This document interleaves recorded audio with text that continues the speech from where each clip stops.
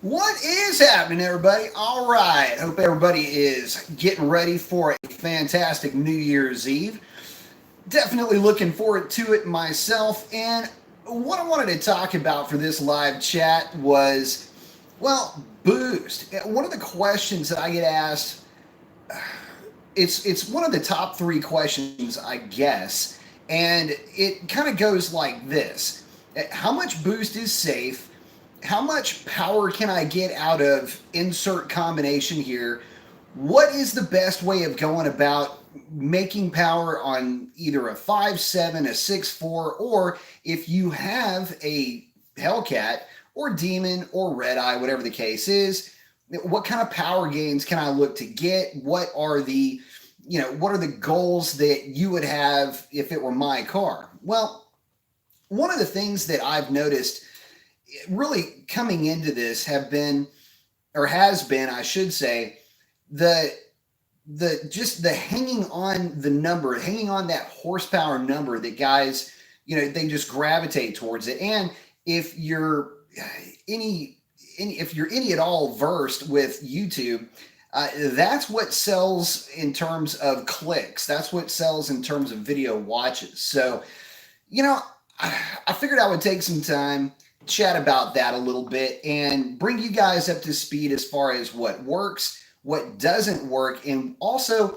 kind of what to expect. So, first of all, let's start with something like your typical garden variety 392.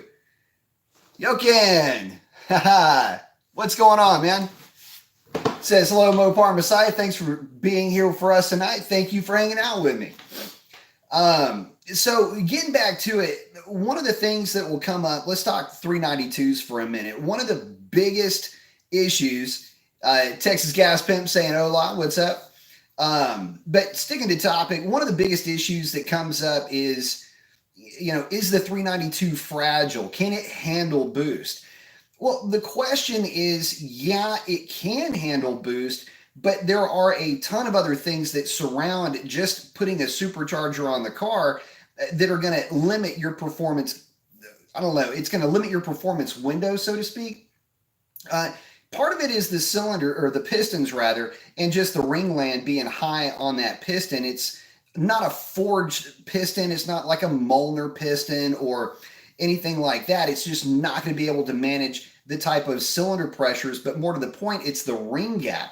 It's got a fairly tight ring gap, and if you heat that ring up, it closes, pinches, pops that ringland, and 86, you're 392. But really more to it, what a lot of guys fail to realize is when they're putting boost to their car, you're overstressing a lot of parts that simply weren't designed to handle that kind of power, namely your transmission. And really kind of walking hand in hand with that is the type of power that you're putting to it. If you're going to hit that car with nitrous, you're going to get that thing a real hard hit. That HP70 is not going to be able to deal with it. That's why centrifugal superchargers are a lot more popular for guys with 392s. The downside is fueling. The biggest issue that you've got with that 392, aside from the transmission, is going to be feeding that thing. And in this day and age, with everybody, well, I shouldn't say everybody, with let's say 50% of the population having some access to E85, that fuel system obviously requires heavier duty pumps, larger fuel lines, bigger injectors, and you're going to be up against a pretty big bill just to get that thing underway, aside from tuning and install and everything else. So as far as how much power a 392 can make, well, with a D1X and a race intercooler, stock internals should fairly easily be able to cover on a Mustang dyno somewhere around, that 550, 575 horsepower mark. The problem is going too far off of that, off of that recipe, so to speak, is going to put you in danger of fragging the transmission. Not to mention the fact that if you're running on E85 as you should be, making sure that you're testing your E85 every time you fill up that car. Personally, I've run into two different situations where the E85 wasn't actually E85. It was actually more like E50. Created a bit of a ruckus on the dyno. Luckily, we caught it in time. But the reality is that it happens. So, you know, and getting back to that, you know, you can compare this with the Fords and the fact that they really do make a ton of power, but you know, the Fords and the Mopars, you really can't compare those. It's really not an apples to apples comparison. The engines are just too far removed from each other. But suffice it to say, you know, if you're going to compare what a Mustang can manage in terms of boost and you're comparing it to a Mopar, you're forgetting that you're just taking that horsepower number in a bubble. And the reality is that you've got to also manage the weight of the Mopar as well. You got to remember that weight, that inertia equates to physical timing. That longer period of time for that piston to be stuck at top dead center is just the same as advancing the timing. So what ends up happening is that guys will get these kits, they'll install them, and they'll stick with either the the canned tune from whatever manufacturer you've gone to, and those tunes are very soft. You get that car in the hands of the right tuner, they can extract quite a bit of power out of the car safely. But there is a window that you start to borderline safety and reliability. And you got to keep in mind that, you know, when you're trying to get, you know, the equivalent of another 125, 130 horsepower out of a combination, there are going to be some failures along the way. Tolerance stacking. In fact, I've seen bone stock cars let go on the dyno, and I have seen quote unquote bomb proof combinations let go on a dyno. So it's not just a manufacturer thing. But I'm going to stop right there for the 392s, get in and say hello to some folks. Let's see. Red Line Red RT, Evening Professor, what is happening? Glenn Myers, Slayer of the Mosquito. Hello, B. Mason. Yeah, that sucker, I sent him straight back to hell where he belongs. Leonard, good evening. Let's see. Good evening, Mopar Master. Good evening to you. Let's see. Slash, what is that? Slash Saxy Rose asks, can I just do 100 shot of nitrous on my 2018 392 Charger Scat Pack and not do anything else? No, you need to get a tune for that. Big time, as a matter of fact. The problem there is if you're doing 100 shot, you're going to need to make sure you still need to follow the protocol. Make sure that you have a controller, that it's a progressive controller, that it is a wet shot. Don't sell yourself short on nitrous. That nitrous has the stigma of being cheap and easy. That is a myth that has roots in reality from 25 or 30 years ago, where the engines weren't making that much power anyway, and you know, an extra 100 horsepower really wasn't going to stress any components. Nowadays, you've got some pretty serious power coming out of what is more or less the same strength of block. So just keep that in the back of your mind when you're putting that together. Nitrous Express makes a great kit. I stick with a progressive controller. Make sure it's a wet kit. Make sure you bring that nitrous in progressively, and I would limit it to about 100 horsepower. 125 you can get away with, but any more than that, you're going to exceed the torque limitations of that transmission. Symphonic saying, let's talk about car paint maintenance for a second. What products do you use or recommend for the upkeep of your paint and interior? Well, whatever is at the local auto parts store. I'm not really finicky about that stuff. Meguiar's, Mothers are the two kind of standbys for me. I like Adams products as well. So if I had to rank them, I would probably say Adams has been the best that I've used. The waterless car wash and the detail spray. Just Mothers or Meguiar's for the clay bar, and Armor All to make the black stuff stay black, I guess. And let me think of what anything else is out there. That's about it. Windex for the glass. I mean, I don't really, you know, I take care of it. I maintain it. I don't really try to hinge too heavily on brands, so to speak. My thought and the way I look at it is, as long as you are maintaining the finish of that car with name brand products that are proven to work in the real world, I think you'll be in good shape. I don't have anything against ceramic coating or anything like that. In fact, it works pretty well. I just haven't gotten around to doing that yet with my car. Weather really hasn't allowed for that either. Derek Sizemore, yo, what's happening? Let's see. Hoken, what's in the cardboard by the door? New drive shaft? Old drive shaft. There's actually another one sitting on the love seat over there, all wrapped up and ready to go back to that manufacturer. I have a DSS dampened drive shaft on the way, and we're going to see how that thing works. I don't really want to put any manufacturer on blast just yet. I have run into some problems, and I've seen some kind of strange issues with this drive shaft in the process of pulling it out today. So yeah, we'll see kind of where this goes. Really, it's going to hinge more on what happens middle of next week. Should be getting everything in.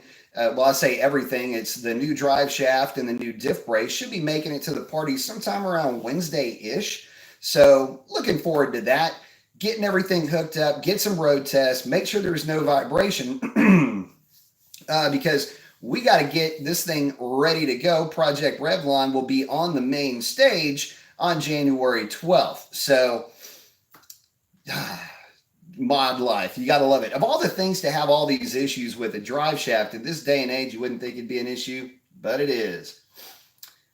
Let's see, Leonard saying, asking a question. Is the 6-speed manual transmission in a regular Challenger the same as in the manual in a Hellcat? For the most part it is, but the input shaft is stronger on the Hellcat. I believe it has more splines. In your face toast, I like it. Says, speaking of paint maintenance, does anybody use clear film paint protection on the front bumpers? I've heard very mixed reviews. I've only seen a few cars that have had that clear bra put on them, and there are some mixed reviews. Some of the older ones would kind of yellow over time. Aside from that, I really haven't heard of too many people having that many problems with them. Like I say, the technology's got it to the point now where, I don't know, you don't have too much to worry about. Sherrod Nelson asks, got a question. How many inches between leaving the light at the track and a red light? How many inches between leaving the light at the track and a red light? I think what he's talking about is the staging area. If I'm not mistaken, you got 18 inches of play there. So when you cross the first set of beams, that's going to show that you're staged. You roll forward, you're going to trip the second set of beams. After that, it's a foot. You have a foot rollout. You've got anywhere between that point and 1 foot to deep stage the car. The difference is that in certain types of racing, you want to deep stage your car. Other types of racing, you want to shallow stage the car. If you're trying to show the absolute best ET in mile an hour, you're going to shallow stage that car. In certain bracket racing circumstances, depending on how your car is set up, you're going to want to deep stage that car. So it all depends on, what you're going with, but that's kind of, I think that's more the value of that question. So hopefully that answers it. Let's see. Oaken saying the Mopar Messiah is all about performance, guys. He ain't got time for detailing. I do a little bit. I like to keep her nice and pretty. Let's see. Brian Macia says, I hope I'm saying that right. Hey, Mason. My question is, what is the best cam to go with? Let's see. Go with a headers and ported manifold 2017 Scat Pack. What's between 274 comp cam or MMX NSR NA grind? Don't go with the 274 if you are planning on doing a lot of street driving. Obviously, I would say Pike's Performance, since I'm the guy that designed those camshafts. We got a little battery problem. Let's resolve that. Hang on. There we go. But if you're choosing between those two specific cams, I would say go with the NSR grind. It's a good grind, very good on the street, makes decent power. And the main thing you got to remember again is the weight of that vehicle. You don't want to put a cam in that car that only comes to life at the top end when you're trying to move 44, 42, or 4,500 pounds. It's just not the wise way to go about it. Let's see. Marcel Industries, what up, B Mason? Unfortunately, I have holiday guests and can't hang in this live chat. I'll be in on the next one, though. Man, bring your guests to the live chat. Nah, I appreciate it, buddy. Y'all have a good one. Derek Barnett. God, I'm terrible with names. I'm stuck. I want a new charger, but I am bent on whether to wait for the refresh. I love the 2019 Scats. Do you have any ideas on the future for 2020, 2021 powertrains? Just my thoughts on it. Well, there's so many rumors out there, and by all accounts, 2020 was, well, at one point, 2018, 2019 was going to be the last year of the LX platform. FCA has re-upped their contract with Mercedes-Benz for this platform, more or less a licensing partnership type of deal, and it's supposed to be carried through 2022. I've heard everything under the sun, and I've got a pretty decent idea for where they're going to go. And more than likely, you know, if they stick with the LX platform moving past 2012, I'm sorry, 2022, 2012. Anyway, if they're going to move past that, it's going to be a revised version of the LX platform. Now, whether or not they drop the 426 in the car, who's to say? If you've got the time and the patience to wait on the refresh, I'd say wait on the refresh, because if it is going to be a improved version of the LX platform, you're starting off in a good place already, not to mention the fact that it might open up some opportunities. Conversely, if you notice when the refresh comes out, let's say it's not exactly what you're looking for, or that the price point is still a little, I don't know, unrealistic, you'll still have plenty of the 2020s, 2021s to choose from that'll be left on that lot. And you'll probably get a pretty decent discount.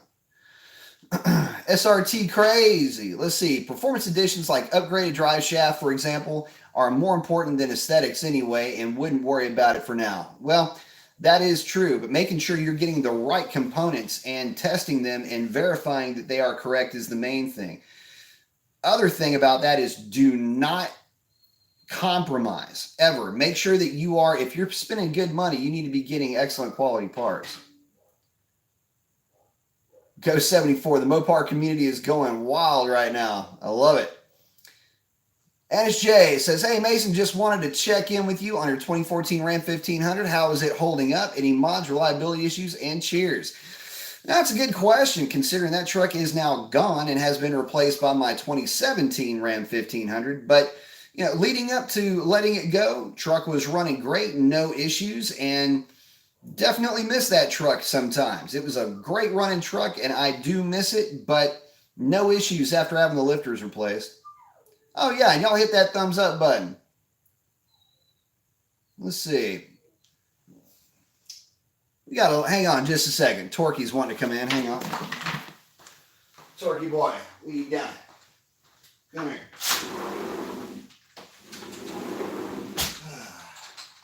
What you get, buddy? All right. Boy gets a little lonely. All right, so let's see. Cody's saying, my buddy just got a 2016 Challenger Scat Pack. It's stock, and he wants to bring it to the drag strip. He is going to get drag radials for it, and he is wondering if he will need an aftermarket drive shaft. Not for a 392 car. No, you are in good shape with that car.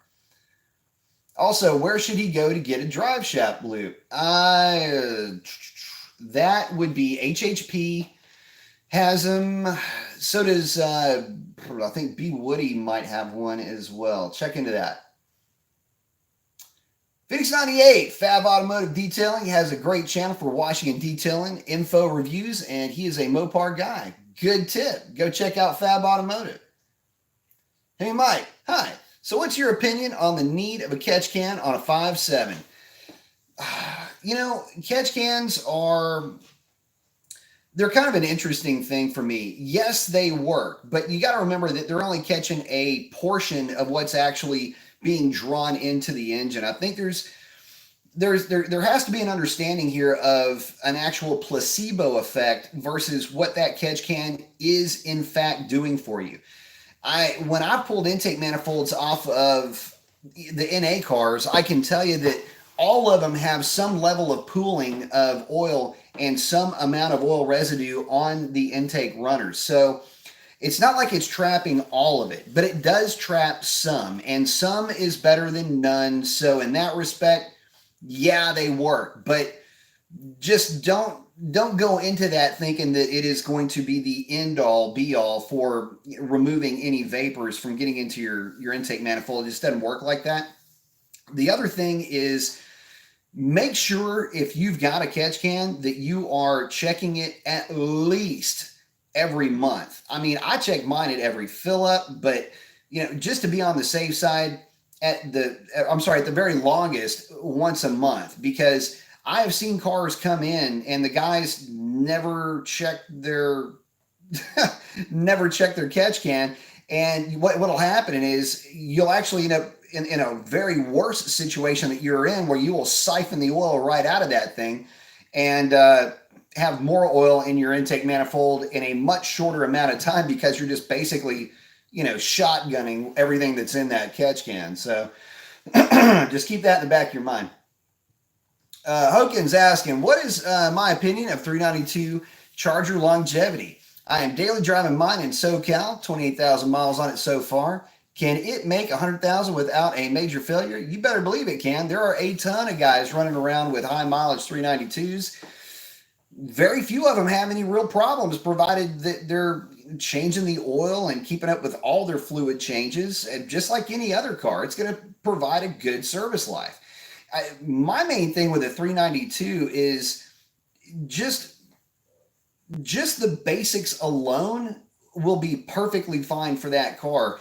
And adding things like we're just talking about a catch can or anything else along those lines, it's not going to necessarily help it along the way. They run great. They run great for a good long time. Not to mention the fact some of those cars that I've seen with 75, 85, 95,000 miles on them, they've been beaten on pretty hard, but, and it's a big but, they've been taking really good care of them. Most of those guys will change oil, I don't know, about every 4,500 miles. So I don't know, keep that in the back of your mind. Here's one thing to remember though: never, ever, ever, never, ever go over 6,000 miles on either one of them between oil changes. Let's see. Oh, SRT Crazy says, I was referring to you, to me, when I was talking about the drive shaft, because I thought you had ordered an upgraded one for your Hellcat. Well, if you see that tube right behind me, that's one of the ones that I ordered. I got another one that was supposed to be its replacement that was actually in worse shape than the one that I took out of the car, the aftermarket. So right now I'm looking at DSS, and I think that's going to be the cure for what I'm looking for. Hey, Mike says, thanks. You're very welcome. Endless Combo asks, C8 versus Ford GT90, of all the cars, at a third of the price, is that a safe assumption? I'd say that's a very safe assumption. I'll even go so far as to say that vet is going to give that Ford, more than it can handle. Let's see. Symphonic says he's got a surprise coming in the summer. I'm guessing it'll be neck and neck. We'll see. I don't know. Karmic D asks, what is my opinion on buying used Challenger Scat Pack from an online store like Carvana, for example? Man, it all depends on the car. I mean, anytime you buy a used car, you're taking a gamble. So just keep that in your back pocket and know that risk is there. But then again, buying a new car can be a bit of a risk. Depending on the amount of miles, how well that vehicle was maintained, you'll probably be just fine. You're not going to, at least I doubt anyway, that you're going to find any of those cars that have been beaten beyond their serviceable capabilities. Most of those cars never see a drag strip. Most of them are played with on the street. Give the thing a good once over though. You never know. Check behind the rear wheels. Look in the space between the fender liner and the bumper itself. Check it for a bunch of rubber residue. Do your due diligence, but if it's a low mileage car that looks very clean, it's got good service records, I doubt you're going to have any problems with them. Ass Kicker Rich, thank you very much. I appreciate the donation. Says, enjoy the live. When can I catch it? Well, when I can catch it. What do you think of 275, 40, 20 Tri-5s on a Hellcat? If it's a Tri-5R, they work great. And I highly recommend that tire on any Hellcat. And actually, I'll go so far as to say is consider it mandatory for any Hellcat or 392 powered car. I love the Tri-5s for a couple of reasons. One, they do very well in wet weather. And two, the longevity seems to be pretty decent. They hook up just fine at the drag strip, provided you've got decent prep. And, realistically, you're going to need that tire on the street anyway if you're going to ever get any semblance of useful power output out of that car in the first 3 gears.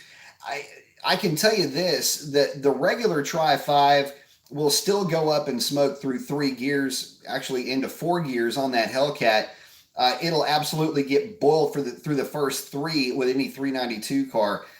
But the drag radial compound, you don't have any real, there's no real detriment in terms of handling. At least I haven't seen it. And I run and have run drag radials on my cars, I don't know, basically the entire time I've owned them. So at any rate, I think you'll have a lot of fun with that tire on the street. Now, in terms of longevity, well, longevity is dictated by your right foot, so you know where that's going. But I think you'll have a good time with those tires. And like I say, they're the absolute best in terms of compromised street, drag strip, being able to play with them on the street, not worrying about wet weather so much. The other good thing is that they're a little bit better than the Mickey Thompsons in very cold weather. Of course, anything under 50 degrees is very cold to me, being that I'm from Texas. Southeast Texas, that is. But I'll say this, if you're in up north, you don't have to worry about the Tri-5R nearly as much as the Mickey Thompsons in the cold weather. Symphonic says, you missed the top part of my comment. I wasn't responding to Endless Combo. Oh, what did I miss? Hang on. What did I miss? Let's see. Oh. Yeah, I see it now. About the surprise coming. Let's see. LSX Jimmy. What's up, my brother? Says TH400 or 4L80E. Let's pick the professor's brain for a track car that will see occasional street fun. If it's my car, I figure out a way to make a 4L80 work every single time. If I had anything with a 3-speed, TH400 is a turbo hydromatic 400. Heavy duty GM transmission. You find them behind big blocks. Used to be behind monster trucks. Those things are beasts when it comes to handling power, but you don't have an overdrive. And realistically, you need an overdrive just to get the car from point A to point B without it, burning 5 gallons just to go across town, or to keep the thing from humming along at 3,500 RPM at 65 miles an hour. So yeah, I would definitely go 4L80E for sure. And depending on your application and what you're putting together, they've got an adapter for everything. It's GM. They can kind of make everything work within their own brand. So yeah, why wouldn't you want to go that route? Might be a little bit more expensive, but will be well worth it in the long run for sure. Carmen D saying thank you. Well, thank you. Sean Egan, 305s fit on Hellcat wheels. Yeah, they do, but the contact patch isn't all that ideal. I would say if you're going to get 305s, go ahead and pony up. Get you a set of 10.5-inch wheels to put them on. 2 things you'll get out of that. Number 1, you'll have a better contact patch, which means it's going to hook up better. And 2, because it'll have a better contact patch, it'll mean that it will last longer. So a couple of things to consider on that. Let's see. Cody Redmond says, who do you think wins? My full bolt-on E85 2011 5.0 Auto Mustang or his stock 392 Challenger 8-speed, both on drag radial? Well, it depends on what you consider stock to be. And, my 392 or Jimmy's 392 for that matter, didn't have any problems handling any of the Coyotes, regardless of their state of tune, up to about the 1,200 foot mark.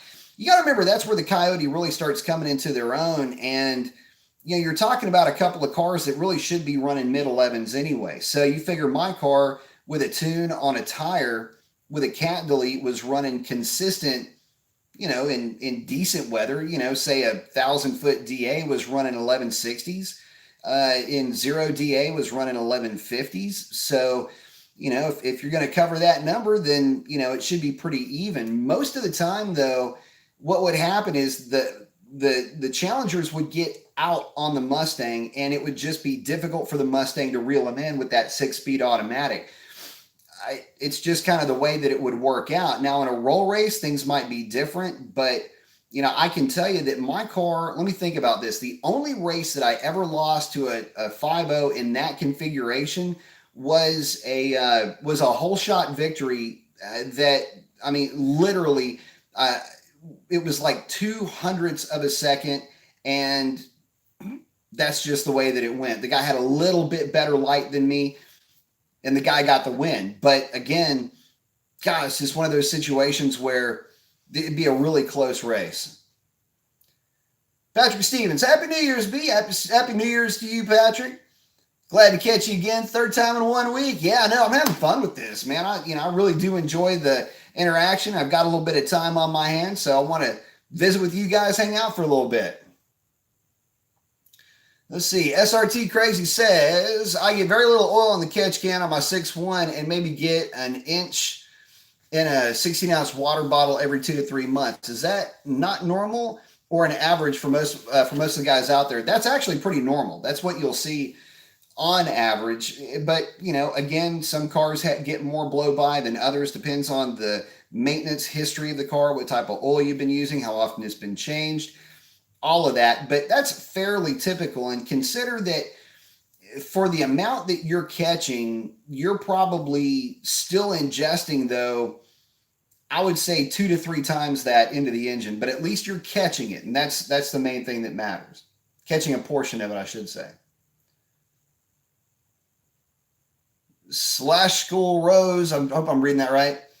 I think you told me before, but I have Mickey Thompson ET Street R's for 2018 Charger Scat Pack, and you said 25 pounds would be the least amount of air. On the street, yeah, for sure. On the drag strip, yeah, some guys are running 22. I never had any luck with any PSI less than 25 at the drag strip, and always ran mine at about 30-ish on the street, between 29 and 31. Stephen Benoit, what's good, my brother? What's good, my brother? Sean Egan, did you sell your white 392 or do you have both? I got rid of my white 392. I do miss that car very much, and there's times when I kind of wish I had it back, especially when I'm underneath the car for that, what will end up being the 4th or 5th time putting a different drive shaft in it. Yeah. Good thing about 392s, you don't have to worry about drive shaft. Let's see. LSX Jimmy, I ran 2728 at the strip, and the car dead hooked on ET Street SS. That is correct. That car did dead hook. Dead hook to the tune of a 157, a 158, a 159, and another 157 60 foot. I think you're getting out of that car. I'd say it hooked up just fine. That thing was a banshee out of the hole. Anyway, getting back to it, we started off talking about boost. We already covered the 392 a little bit. My thing with that car is this. Look, if you were going to spin that, this is the end of the kind of the conversation killer, though, with the 392. If you're building a 392 for boost, you're already behind the 8 ball. You should have bought a Hellcat to begin with, based on the amount of money that you're going to be spending. I mean, money is the ultimate scoreboard here when we're talking about boost anyway, right? So keep that in the back of your mind. One other thing to consider, the most horsepower I've ever seen out of a 392, when we think about this, most horsepower I've seen on 392 on E85 had triple pump, E85, Comp 270 cam, ported heads, ported manifold, larger throttle body, D1X race intercooled on a Mustang dyno made 775 or 780 horsepower to the rear wheels. And it sounded like a freaking jet engine. I mean, and the entire time it was on the car, I was waiting for something to go catastrophically wrong. Oh, by the way, that car did have built internals. So there's that. On average, though, I don't like to see a 392 make more than about 550 to the rear wheels on a Mustang dyno if it has stock internals. So, talking about boost, let's talk about the Hellcat for a minute. This is probably the more controversial because everybody's got the LXX Jimmy 392 on boost. I tell you something. It's funny, but yeah, that's pretty much how it goes for the most part. Hang on, I'll get into that. I'll get into some Hellcat do's and don'ts here in just a minute. Sean Egan saying, I do really like my aluminum drive shaft on my Scat Pack. Gives me a sense of security, which I definitely can agree with. I'm launching at 45,000 RPM with a 6-pin, running low 1.7, making about 460 to the wheels. I would say that's launching the hell out of it. I would certainly want an aluminum drive shaft. If I had a manual and taken my car to the drag strip, you'd almost have to consider it mandatory. It's a Guns N' Roses title. Slash's Axle is the pronunciation. Oh, shit, I couldn't see it. Sorry, I've got a light right here that's like bouncing, like so you can actually see me. So the shadows, anyway, makes it kind of hard to read some stuff sometimes. Not to mention the font on this thing is itty bitty. Heavy Mike says, I'm looking to upgrade throttle body from a 5.7. Which size upgrade do you recommend? I would say stick with the 84 millimeter from Fastman, and you will be more than happy with the results. That is all you will need. Let's see. Show me Mopar. B Mason. Got the arm up. Got the shades on. I like it. Got the bald guy with the shades. I dig it. B4. B4 going HP Tuners 2016 392 Scat. What is that? Keeping the stock PCM and buying an unlock. Could you tell me if I put the stock one in, if the car was ever tuned? Oh, yeah, you can. There is a P1405 code that'll pop up. It's actually stored in your TCM. Some dealers will overlook it, some don't. If you've got a good relationship with your dealer, like if you're getting your car serviced there, once every 3 to 6 months, a lot of times they'll overlook that. But, kind of a caveat emptor thing, buyer beware. Sliding out of this chair here. But yeah, you can still see that car has had a tune on it, even if you use a standalone ECU. Redline Red RT asks, my opinion on the optimal street tire, brand and size for grip on 9-inch wheels, 275, 40, 20. And I would say Nitto Tri-5Rs for the best all-around tire for that. Any more than that, and you're sacrificing contact patch, you could probably go 295. What is it? 295, 40, 20. Check that size just to verify. That actually looks pretty good on the car, but it kind of gives a little bit of a, I don't know, not my taste. And like I say, the Tri-5s do a great job. A lot of guys love those, by the way. Radio 112, happy holidays from SA. I'm assuming that is San Antonio. Party safe, same to you, right back at you. Redline Red RT with thumbs up. So let's talk about Hellcats and Boost and what you can expect and what will work and what won't work and all this other kind of stuff. Let's see. Oh, one more before I get into that. Radio 112, lifters over cam for cost savings. I would say if you're doing a cam, just put Hellcat lifters in it and call it good. I know that a lot of guys will say, oh, you can do the NSR grind and you don't have to do all of the extra stuff and it works great. Yeah, it might, but God, if nothing else, just do the MDS delete with it. I mean, come on, man. You're already going to be spending that kind of money. Don't cheap out, man. Whenever you do a camshaft, please, please, please don't cheap out on the other components. Swap out the lifters. Get the better push rods. Even though you might not need springs, you do need those other components. If you don't put those other components in and you run into a problem, that bill's on you. And it's going to be a lot more expensive to fix a block because a lifter's shattered than it will be to just go ahead and do it once. It's a whole, cry once or cry twice. So, So anyway, let's chat about Hellcats for a minute. Talk about some boost issues with Hellcats, what guys expect, what they think they're going to get. And this is probably the most controversial topic because everything I say, you will find somebody that will disagree with. But here in Southeast Texas, let me tell you what the truth is. And at different altitudes, you might see a different result. What I'm telling you is what works and what happens when your car hits ultra low density altitudes like what we get down here, what you might see on the coast up on the Northeast. Our brothers up there have some really good density altitudes as well. So they're going to be, this will pertain to them. But if you're at a much higher altitude, some of what I say may or may not pertain, but the principles still do. So what you're going to hear a lot of is, the question is, what is the smallest upper pulley I can run on 91 or 93 octane gas? My response to that is stock. A lot of people will disagree with me on that, but just hear me out. The biggest problem you have is not what power your block can handle, it's what power your fuel quality can handle. And by the way, I don't know who's tuning your car. So first of all, there are plenty of guys that are running around on 285, 275 upper pulleys and not having any issues on 93 octane gas. That is fine, provided that the tune is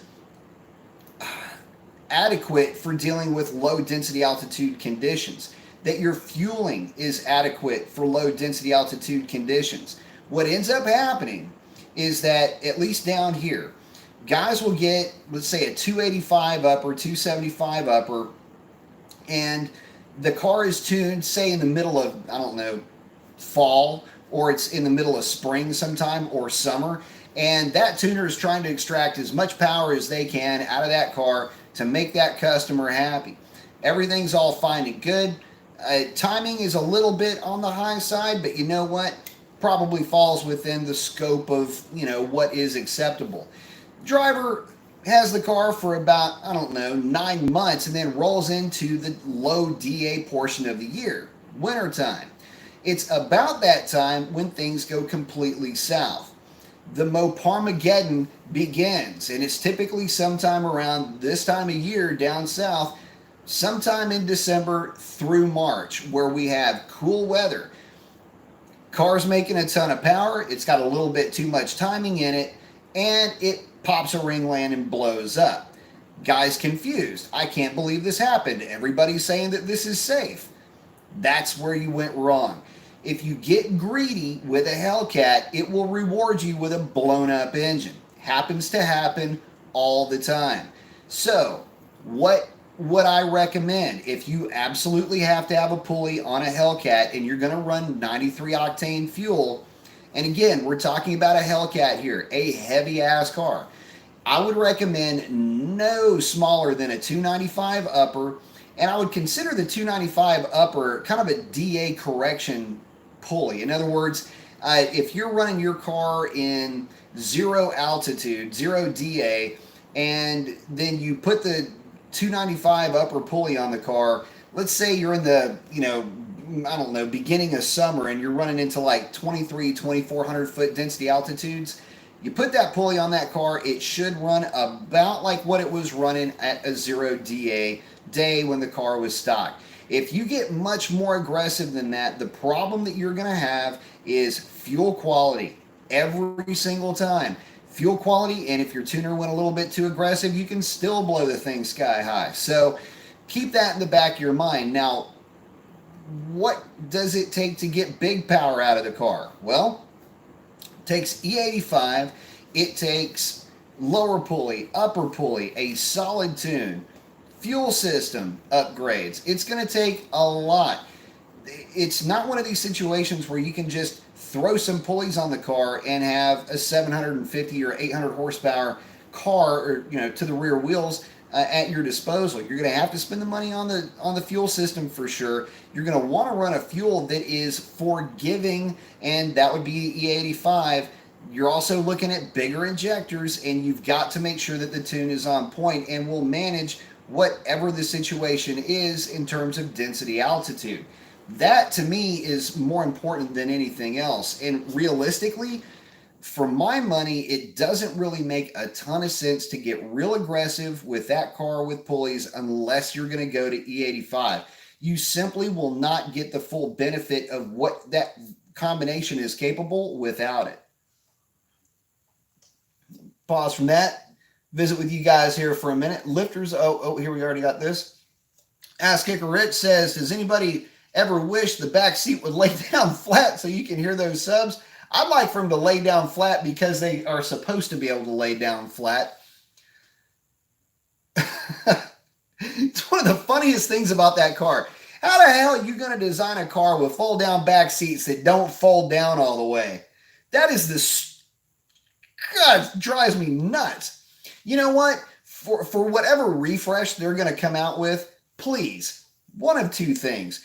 Either make the rear seat delete an option for every car that you make, at least Challengers, or make it to where the rear seat, when it's supposed to fold down, will actually fold down. If nothing else, just add in some removable headrests. That's what Mercedes did. Slash, let's see, is asked, I'm just going to say Slash, thank you for answering all my questions. Is getting the Hellcat airbox and filter worth it on my 2018 Scat Pack? Yes, it is. I don't care about the work for taking the bumper off. I would say yes. I really would, because for the Charger, I know it's a bit of a convoluted, it's a long kind of trumpet looking thing going in there, but it actually does work. Definitely helps. All the fast guys are running it. Harrison Ghosh. Am I saying that wrong? Would it be safe to add boost to a 6.1 with 115,000 miles? Kind of. If so, how much? Is there a typical amount of mileage you would definitely recommend against adding more power? Depends on how well the car has been maintained. I mean, I've seen a lot of cars with 115,000 miles on them that were in better shape than some 40 or 50,000 mile cars that I've seen. So, I don't like to look at mileage. I just would take the car overall. And for me, I'd say, for the street, keep it around 8 pounds of boost. I think you'll be real happy with it. Just make sure you've got enough fuel system and injector to work with it. And yeah, you'll be just fine. Let's see. Radu112, curious to what that package behind you is. You're talking about that tube right there. That is a drive shaft that's being sent back to the manufacturer because it has a vibration, and the other one had possibly a bad U-joint, and it looked like it had been shot with a pellet rifle. So either way, can't work with that, but they're heading back. Waiting on my new ones to get here. James Harrington says, off topic, just want to say thank you for your time and advice. I always look forward to your posts, and you've made me faster. Well, thank you very much for your time and hanging out with me, and I'm glad I could help you out. I love it. Harrison Goff. Oh, he's let me know. Okay. I like it. Cool. Y'all are helping me learn. I'm learning all kinds of cool name pronunciations. Like I say, I'm the guy with 2 first names, so it's always cool to see other people's cool looking and sounding names. Let's see. James Harrington, what is the ET limit for NA Gen 3 Hemi on 93? What is the ET limit for NA GT or Gen 3 Hemi on? Well, I can tell you that my car went 1139 at 118 and a half and went an 1140 at 119 miles an hour. And that was all stock in very good weather. So is there a limit to it, man? How freaky you want to get with weight reduction, man. I mean, that's really more to the point. I'm not so sure that we're going to see anybody on a stock cam anyway, start digging into the tens unless they really start stripping weight off of one of these cars. Realistically, if you're talking about a stock um, like a stock 392, uh, 11 teens, for a stock bottom end. 11 teens would be, well, it's what I was shooting for with my car. And maybe 11 O's. I, I don't know. Now, if you're saying what is the ET limit for NA Gen 3 just overall, it's tough to say. I mean, it depends on the cam, it depends on the weight of the vehicle, it depends on the transmission. But, 1050s, depending on weight reduction and how aggressive you've got, or how aggressive you decided to go with the converter, gear ratios, weight reduction, all of that. I could easily see one going deep into the tens. I mean, I probably wouldn't have a problem putting a combination together that would get you there, but I just don't know if I'd want to run that on the street. And TU, what's up, TU? Saying AOB, looks like we will finally get the reveal of the 2020 Shelby GT500 at the Detroit Auto Show, 114.18. Actually, it's 114.19. From what I heard anyway. Coming right around the corner. Any guess as to what the final horsepower and torque numbers will be? Oh man, if I had to guess, I would say 730 horse-ish, somewhere around in there, like 725, 740 horse, and 600 and a quarter pound-feet of torque. I mean, that's what it's going to take, really, for that car to, I don't know, make anybody actually happy. I mean, let's be real here, man. That car has been hyped up on the internet more than the Demon has. It's actually more, what's the best way to put this? I would say that car is actually more anticipated, mainly because it's got history behind it. The leaked photos of that car, man, that car looks so good. I hope it's making the power to back up the looks, but I don't know, man. We'll see. Full Auto GT says 867 horse, 740 torque. I'd love to see that. And probably about $120,000 if that were the case. Samuel Jackson says, I want to go from a 3.6 up to a Hemi. I don't want to go through the hassle just for a 5.7. I think maintenance on a 392 might cost too much. What do you recommend? Get the 392, man. Maintenance isn't going to cost anymore. It's the same as it would be for the 5.7. So, yeah, go 392. You will thank me for that. T saying, my bad, 2019. Yeah, definitely looking forward to that. Let's see. Slash is asking, how many dollars will it take for my 2018 Charger Scat Pack to get to 1138 in the quarter? I don't know, buddy. You just keep handing me money until your car goes that fast. No, it's not that bad. I mean, again, you're going to have to get a drag pack combination for it. I would suggest it anyway, but the rest of it's not going to be too bad. I mean, you're looking at unlocking the PCM is going to put you back to 50, tuning about 750, 400 for the trans tune. Cat delete is going to run you about $4 and that's assuming you're going to put that in yourself. And let's see, what else would you need? Drag pack obviously is going to get you there wheels and tires wise. From there, take everything out of that car that is unnecessarily riding along with you, and I think you'll be just fine. And then Rated 112 saying, wait for the CUDA. And we're all waiting for the CUDA, man. I would love to see the CUDA do well, assuming that we're going to get one, but we don't know anything yet. So have to let time tell where that's going to go. Full Auto GT saying Roush Mustangs are already in the mid 700 horsepower range. The 500 better be over 800 horsepower. You got a lot of guys agreeing with you on that. In fact, I brought that up a while back on one of my other videos. It is going to be tough for the GT500 to go up against Roush's offerings. Yeah, not only is it going to have to be above at least 700 horsepower, which is what the Roush cars, I believe, are making for the 2018 and up, whether it's automatic or it's a manual. But yeah, I mean, it's going to have to offer up a lot more than just horsepower, too. It's going to have to be handling, technology, the look of it, the whole bit. It's going to have to, that thing's going to have to be able to walk all over a Roush to make any sense of how much it's going to cost over a Roush. Let's see, Redu 112 saying, I love my 14 RT for the 5-speed trans. Already unlocked. Yeah, you don't have to worry about that. I'm PCM, but I want a new car. Yeah, it'll be worth it to get it to get that to get the newer car, especially with the 8-speed. But no, okay. So let's get back into these Hellcats because I want to touch on some of those questions that I get a lot of. So we've gone over the pulleys and we've kind of discussed what my opinion is as far as the best pulley. Again, I'll say 295 upper would be the absolute smallest that I would go if you've got access to quality 93 octane.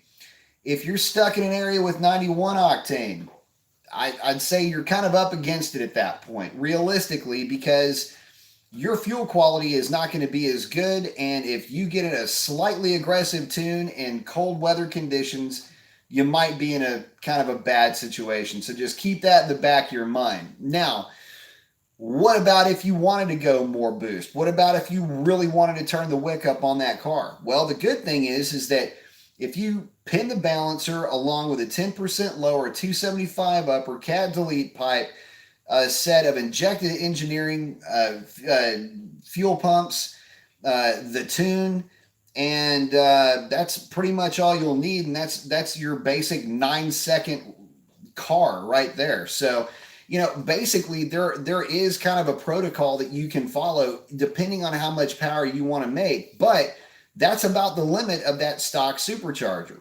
You're going to see that, 950s is about the best you can really hope for, mainly due to weight more than anything else. So, hey, God damn, son, clean 10 licks ago. So, the main thing is that's really what you're up against. And I know that there's plenty of guys that are saying you can go faster, you can do this and that. The beauty of the Hellcat is that you don't have to crack the engine open. All you got to do, throw some E85 at it, throw some pumps, quality parts at it, and a drag pack, and you've got a mid 9-second car that, by the way, is incredibly streetable. Just understand that you're going to be changing your oil about every 2,500 miles. But that being said, the fuel doesn't cost, about 2/3 of what regular gasoline costs. So I don't know. There's always a trade-off no matter what. Now, for you guys that don't have access to E85, here's my suggestion. Stick with the protocol for the same protocol for the 93 or 91 octane. Throw a little bit of race gas in it, have your race gas tune, but just know that you are not going to get to the level of E85, or that the E85 cars are going to get to running on, Sunoco 104 or, even in some cases MS 109. You're just not going to get to the actual potential of that combination unless you do move to E85. And I've seen this a few times, and it basically goes like this. Same combination, like a Pikes Performance Bravo package on E85, we'll put down, it's like clockwork. It's somewhere between 815 and 825 horsepower to the rear wheels on a Mustang dyno. And it does it every single time. On race, and that translates to like a 960-ish ET in good weather. But on race gas, you can pull about 25 to 30 horsepower out of that. And that's the best that car is going to do. And that's typically going to be a high 9, like a high 9.7, high 9.8. It's always going to be a couple of tenths behind. And that's just due to the fact that it's race gas versus E85. So, in terms of, what works for the street, what works for the drag strip, what works just in general. Hope that sums it up. And I'm just going to stick to the stock compressor because we can get into Whipples and Kenny Bells and everything else. And at that point, you've thrown logic completely out the window in terms of, if you're going to try to make that work on pump gas. I mean, that pump gas tune at that point is just to get you to wherever you can put race gas or E85 in it, preferably E85, once you start really turning the boost up on those cars. And that applies to anything that you're putting that much power through anyway. There are limitations to what pump gas can manage, especially when you're talking about a car that weighs as much as these cars. As much as these cars weigh, you're limited. Let's see, getting back into it. Sammy Jackson, how does the Terminator Cobra compare to a 392? I hear if you get an old 0304 Cobra and put a pulley on it, they can make some serious power. Oh, man, have you heard just the soft part of that story? 0304 Cobra, that is the Genesis. Well, technically the Lightning is, but the 0304 Cobra is such a sweetheart of a package. And yep, with a pulley, a tune, a little bit of race gas, yeah, that car can make some serious power. The main thing is that they're light. So, but no, there are plenty of guys back in the day making 600, 700, 800 horsepower to the rear wheels with that thing. But stock for stock, it's not really a fair comparison. That 392 is more powerful than the Terminator engine. And even though the car is heavier, it has the benefit of an 8-speed automatic getting it down the track. You're just not going to be able to, you're not going to be able to cover that nut with the 03 Cobra. But I will say this, it won't take you much to walk all over that 392. Sean Egan, thank you very much. I appreciate it. $5 to Project Revlon says, Happy New Year and good night. Let's have a great 2019. I agree. Thank you again very much. I truly appreciate it. Happy New Year to you. Hemi Chrysler says, the most I've heard from 2 Ford plant supervisors from what they have heard from supervisors and what one guy saw in his boss's desk, there was just made a paper book with drawings and numbers. All right, cool. Let me cry. The 500 will have between 7.25 and 740 horse. I mean, it sounds about right to me. I mean, and the other thing too is, yeah, how much power can you really make on 93 octane and have it be warrantable and go through? You guys hear me say this all the time: use, misuse, and abuse. Fuel quality concerns and all of that. I mean, and here's something to consider too, guys. And let's talk about this car and the Roush cars for that matter for just a second, because the elephant in the room here, when you start talking about the Roush cars and any of these modern supercharged cars, is you have so many nannies that are working to keep that combination together from the factory. I can tell you that the GT500s had, you know, they would go into overtemp pretty quickly. You had, the older ones would. The Hellcat has got cat overtemp coming in at the same temperature that the NA cars do, so it goes into cat overtemp more quickly, which means it goes and basically starts throwing fuel at it.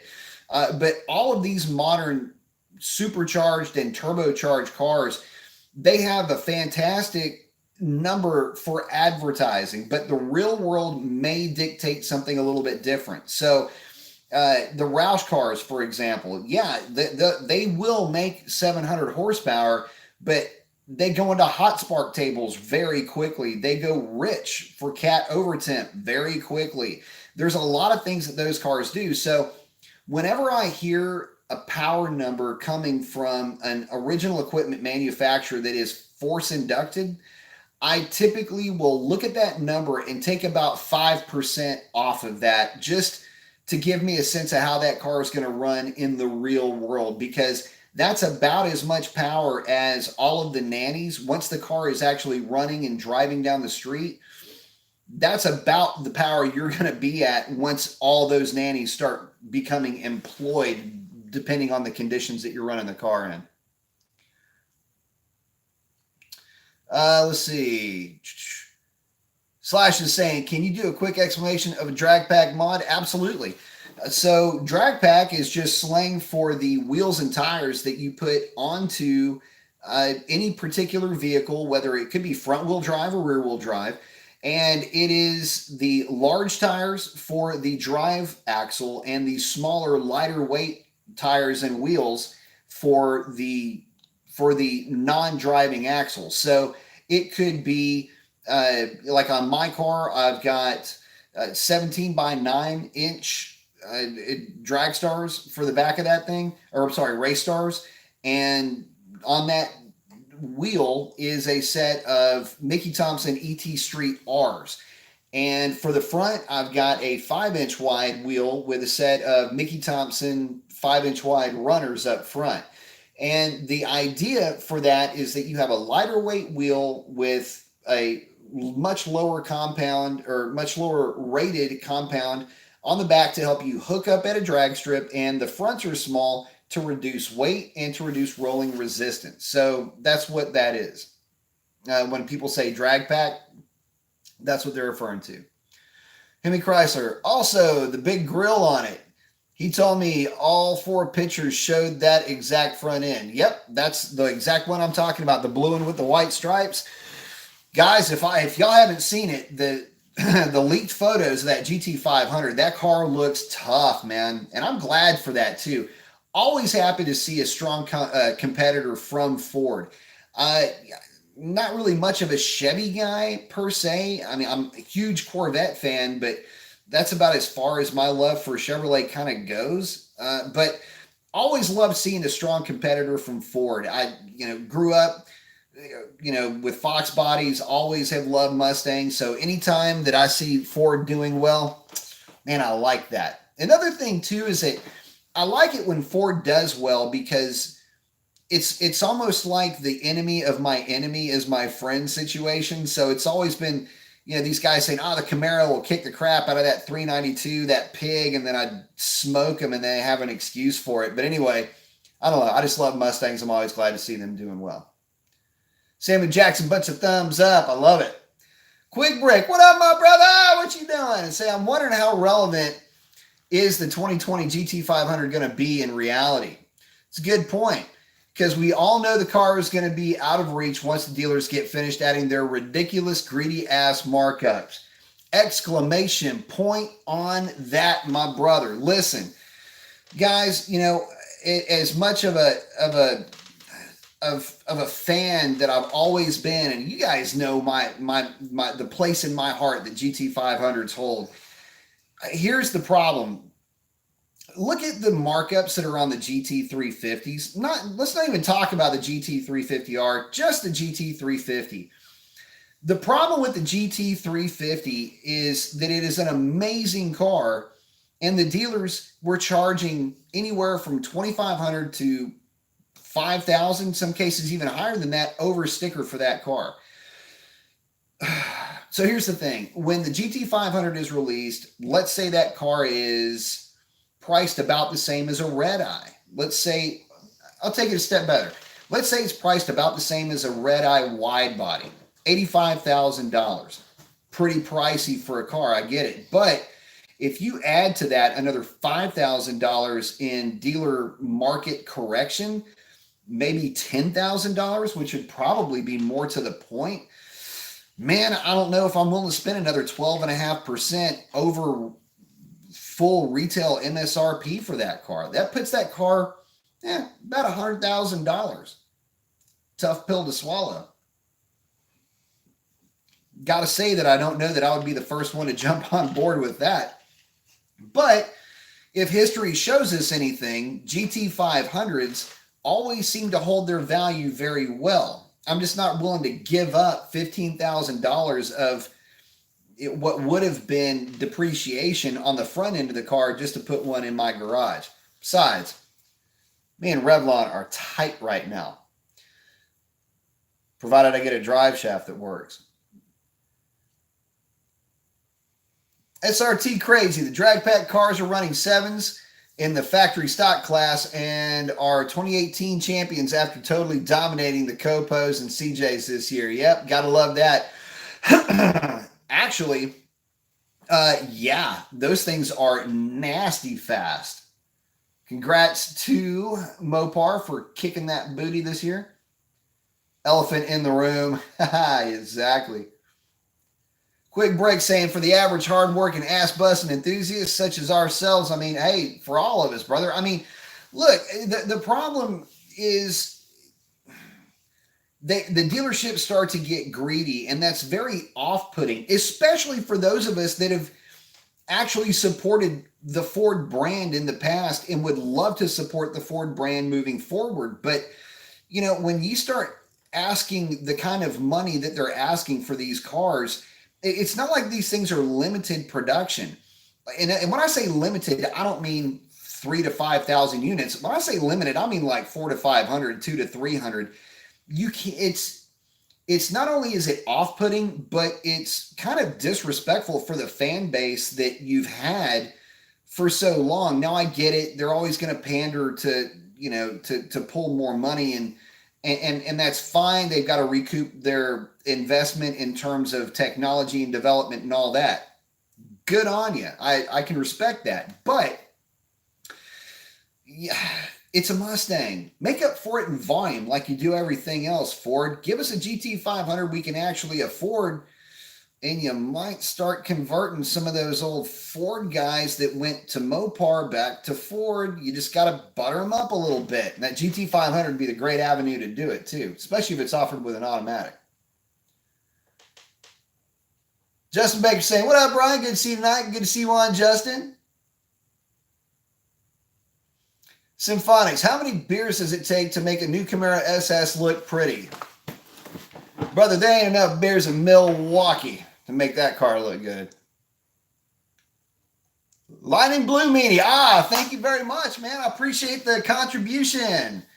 Says, what's up, B. Mason? Love the content. Even though I'm a Mustang guy, we need more knowledgeable people like you on YouTube. Man, brother, I do appreciate that a ton. Listen, I'm a Mustang guy too. It just so happens that I, fly under the Mopar banner, but I got my start with Fords, at least in terms of hot rod and stuff, because I couldn't afford a Duster or a Dart, or couldn't find one that didn't look like Swiss cheese. But, I grew up in the era of the Fox body and the F body, and in some respects, the old Daytona, the Shelby Daytona, the GLH, Omni GLH, GLHS, those are all cars that I loved, and, but, being a muscle car fan and growing up around Corvettes and muscle cars and fast trucks, if it spun the front tires, that was just weird. So, I definitely love Mustang, and we got to have that bookend. You got to have your muscle car and you got to have your Mustang, and that to me has always been the way it should be. And there for a long time, Camaro was doing a very good job of holding that flag pretty high. But man, I got to be honest with you, the Camaro is really off-putting to a lot of folks. And especially if you start to look at the sales figures, I mean, there is no difference between Camaro and Challenger sales. I mean, they are literally neck and neck. And especially when you look at it from the standpoint of, well, we're looking at it in terms of total sales, but Mopar is on their way up, Camaro is on their way down, and Mustang's always staying steady at about 20 to 25% higher sales in total, for all trim levels of the Mustang over either Challenger or Camaro, not combined, but just one or the other. So, it's interesting. We'll always love Mustangs. There always has to be a Mustang, because without the Mustang, we don't have a benchmark. So, that's the way I look at it. I will always defend a Mustang no matter what. Let's see. Zephyr R&D. What modern Mopar would you want to be married to? The wife seems to think the SRT8 is too old now. Wow. That's brutal, brother. What modern Mopar would I want to be married to? Well, I got to tell you, it would probably be a 392 SRT or a Hellcat, mainly because, they're not very high strung. They're fast enough. They're definitely entertaining. And either way you go, you've got a car that's going to be reliable, roomy, comfortable, fun to hang out with, and, basically has all the same qualities that a fun wife would have. So that's kind of the way I would go with that. But, you can just let her know that, if the SRT8 seems a little bit old now, you can always augment the SRT8 and, breathe a little bit of youth into her. Lightning Blue Meanie says, "Amen, brother. I'm a car guy through and through. Love my S550, but I have a soft spot for the 392 Scat Packs." Hey, listen, brother. Inside of every Ford guy, there's a Mopar guy, and inside of every Mopar guy, there's a Ford guy. It's funny that you don't get a lot of crossover from GM to either one of them. So, just something that I've always noticed. And it's funny too. Very, very just from being around the stuff. Very, very seldom is it that you will hear somebody going from a GM to a Mopar or a GM to a Ford. It's typically Ford guys going to Mopar, Mopar guys going to Ford, and GM guys just, I don't know, doing their own thing. Not that it's a bad thing. It's just, just the way it is. James Harrington. "So my car is 4370 with me sitting in it. 0961. How much weight and where can I realistically save?" Well, put it like this, man. You go with a drag pack wheel and tire setup, pull the floor mats out of it, vacuum the car, pull anything that you've got in the trunk, including the trunk cover thing that's back there. Any spare tires or air pumps or anything else back there, I want to say you can actually pull about 150 odd pounds out of that car. After that, it gets a little bit tricky. If you want to start pulling out seats and things like that, your passenger seat weighs about 60 or 70 pounds. Rear seat, I'm not really sure. Yeah, my rear seat delete in my Challenger was about 45-ish pounds, 48 pounds. So, it just depends on how aggressive you want to get with that weight savings program, but that's about where I would stop it if it were my car. Samuel Jackson says, "I want to see some pulls with your Hellcat on the strip. You should race drag times and demonology with the Hellcat." Well, that'll be fun watching their tail lights all the way down the drag strip. But actually, I've got some. There are some videos, but they're not in the car. They're not ride-along videos or POV videos. They're just, shots of the car doing a burnout. Check out the channel. There are, I think, 3 videos on there with that car doing some, putting in a little bit of work. And I believe the 10.7 flat run that it made is on there. Should be anyway. So check those out. She made her debut back, I want to say 3 or 4 weeks ago. Let's see. Justin Baker saying, "If I were to go in and gap the rings of my 5.7, think I could pour some more boost in it?" Yes, you can, but you will have more blow-by. So you're going to be running that fine line between streetability and safety under wide open boost. At that point, it just depends on how aggressive you want to get. But yes, the answer to your question is yes. Go a little bit wider, just a thou or so, just to be on the safe side, but don't try to get overly aggressive over what setup you will already have going in that thing. James Harrington, sounds like you need a driver mod. That's funny. Samuel Jackson saying that. Tershin saying, "What do you think about the rumors around the Viper making a comeback?" It is making a comeback, my brother. It's going to have a V8 in it.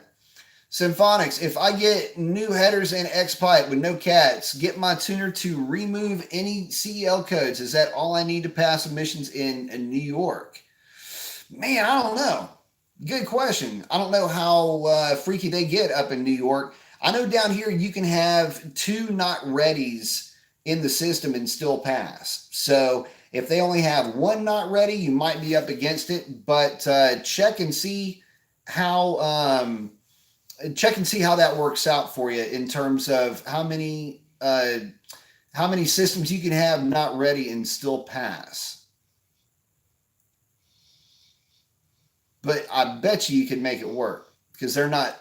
Actually, you know what? New York might not even be as aggressive as some parts of Texas. Different parts of Texas, by the way, have different protocols. And let's see, Hayes County, Travis County, not Hayes County, Travis County for sure. Up around Austin is every bit as strict as California. Justin Baker saying, I'd like to race that Hellcat of yours. Never raced one yet. I'd like to know where my truck stands on it. Well, I'd love to too. I'd love to. Once my drive shaft comes in, I'll race anything that lines up next to me. But until I get this drive shaft situation figured out, I ain't gonna be racing nobody. And if I have to, I'll put the stock shaft back in that thing for the track day event if I run any problems with it. But just so you know, in my car, in 400 foot DA is a 1070 car at about 125 and change miles per hour. Lightning Blue Meanie, for my 2017 GT with 373 gears, what performance mode do you think would be great for the street? Is a blower too much power? Should I go for an intake manifold and tune? Well, you never have too much power, but it just depends on your budget. I would say, what performance mode do you think would be great for the street?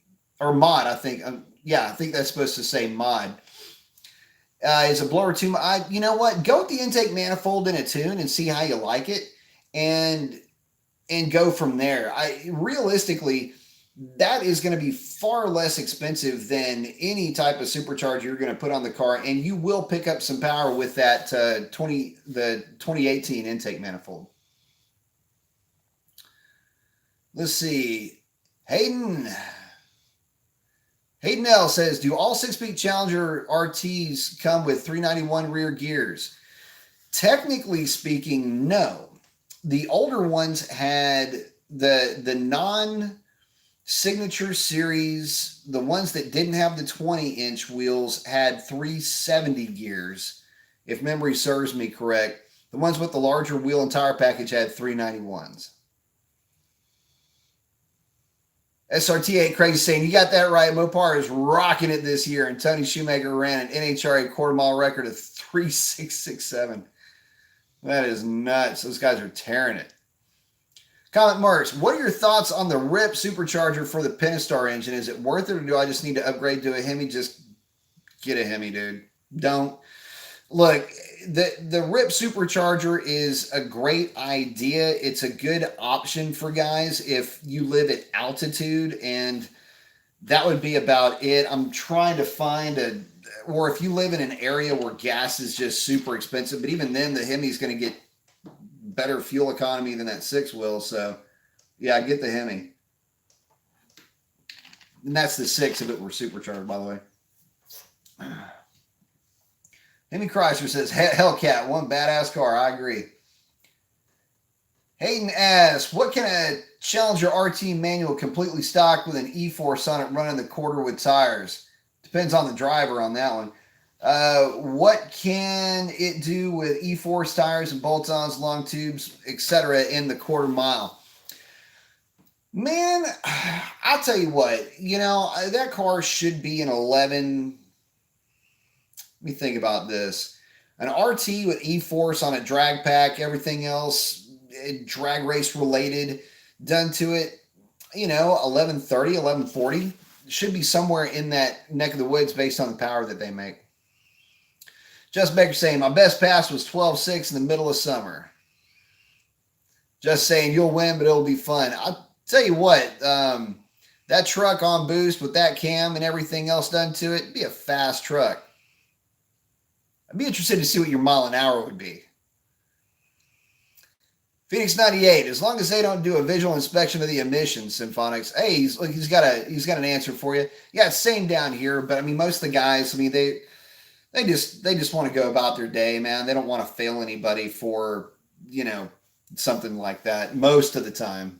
It's not like it was when I was living in NorCal. See, Hemi Chrysler saying, you have a driver mod with it as well, from what I hear. Love to come to Texas and watch you race and maybe run my 69 440 6-pack Roadrunner. Ran my top time last weekend this year. I love it. See, 901 for the Roadrunner. I'll tell you what, I'd love to see that. I love the old cars. Like you guys know, man, 69 Roadrunner's got a soft place in my heart because that's the one that got away. It's the one that got sold out from underneath me when I was a kid. So, I say a kid, I was in my mid-20s. But Yeah, I'd love to see that car run. That's an awesome car. Hey, Nell saying, love, oh, thumbs up. Love you've been doing the live videos more. Thank you very much. I love doing the live videos. I have a lot of fun doing the live videos, visiting with you guys, answering these questions directly and watching y'all interact with each other. I think that's really cool. Let's see. Justin Baker saying, on that 12.6, it ran 124 miles an hour. Dude, that thing is screaming on the big end. Amy Chrysler, yep, says he built that car and he's had it for 36 years. He's been bringing, earthquake, so bringing tears to the eyes of folks for a long time with that car. Let's see, Zephyr R&D, any suggestions for good brake pad and rotor setup for the 6.1? I want to say that Demon Performance does make a rotor for that car, and Power Stop, what is it? The 23s, 28s, whatever it is. Somebody can correct me on that. Those are supposed to be good pads. I need to do the research on that because that is what is going to be going on my Hellcat very shortly. It is driving me nuts, the amount of brake that, if you guys, for those of y'all that don't know, the brakes on these cars, it's like they're made out of brake dust. It's like all they do is dust everything. Hemi Crouch was saying, let you take it down the strip a few times. Oh man, that would be I would love to.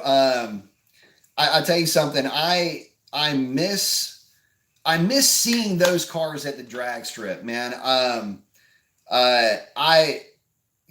With as many times as I've been down the drag strip and with the myriad of cars that I've driven, I one of the things that always bummed me out was I never got to see a bunch of the older Mopars get down the track. And one of the things that really bummed me out about Mopar Fest, at least down here, was that we didn't, it's like a modern Mopar type thing. And, you see modern Mopars everywhere you go. I want to see the classic iron. I want to see the legends out there. I want to see the cars that I grew up as a kid watching out at Houston International Grand Speedway off of I-45. Back when I was a kid. That's what I want to see going down the track. I would love to see your car going down the track. Anytime I get to see one of the original, the pioneering, what I consider the pioneers, the heyday of American drag racing. Those are the cars that I love to see the most. In fact, that it's a B body, which obviously holds a super near and dear place to my heart, makes it even that much better. Let's see. Justin Baker saying, yes, sir, it was fun, but that was on 9 pounds also. Yeah. It spun in first. I bet it spun in second, too, running a $124 at that ET. Hemi Chrysler saying, I'm very serious. I would love to have you down, man. I'd love to see that car going down the drag strip. Gorgeous car. I don't know if I would be able to drive it. I'd be too starstruck. Speaking of which, as far as cars that I've driven that I walked away, a lot of guys ask, what's the scariest car I've ever driven? What's the fastest car I've ever driven? What's has there ever been a car that I drove that let me down? So I'll answer that real quickly. I had a Mark III Superformance Cobra, which was basically the same time that Shelby was re-releasing the Cobra, sports car Cobra. They were licensing Superformance out of South Africa for windshields, side windows, body molds, stuff like that. Anyway, a bunch of weird stuff like that. Anyway, I had one of those cars with a 460. It was basically just a warmed over block. 468 Super Cobra Jet head, single plane intake, HP 950 carburetor. That was the scary, had a TKO 5-speed and 373 gears. That was probably the scariest car I've ever driven. I wouldn't say it's the fastest, but that car, I never took it to the drag strip, but that car would haze the tires in fourth gear, at partial throttle. And if I were to venture a guess, I would say that it would have been it had been a 9-second car, but where in the nines, I have no idea. I raced several different pro street cars that I knew were 9-second cars on the street, and we were dead even. So, but that'd be the scariest. The fastest would have been my 99 ACR on a 250 shot.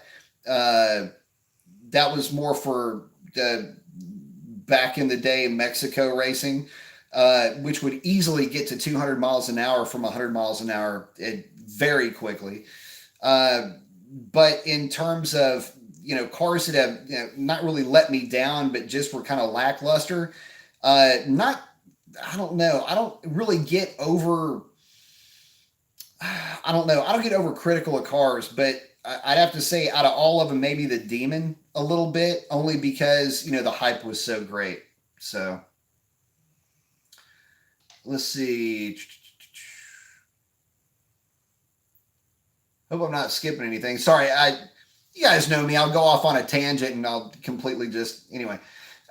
Gorgeous Scat 392. Hey man, how accurate do you think the horsepower and torque delta is on the RT Scats and Hellcats? My Scat Pack showed 525 on 93 octane with minor bolt-ons.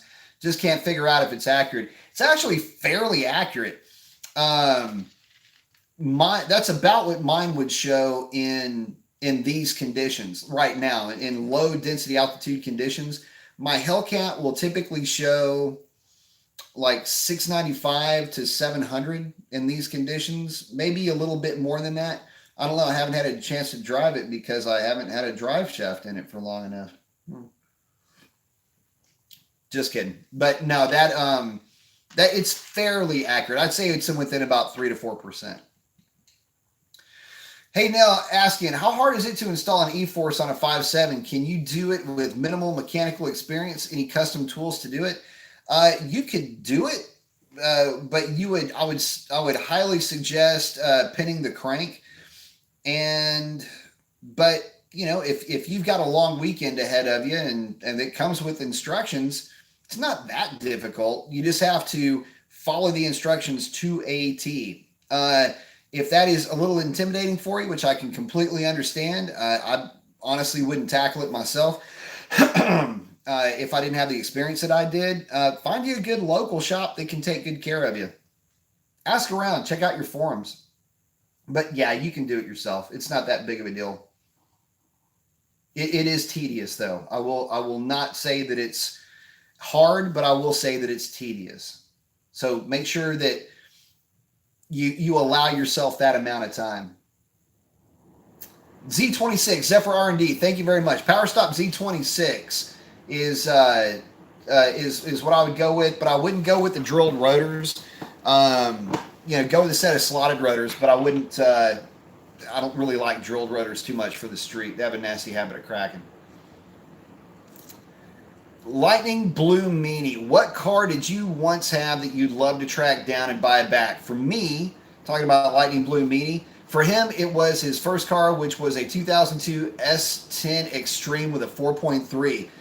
Dude, those were cool trucks.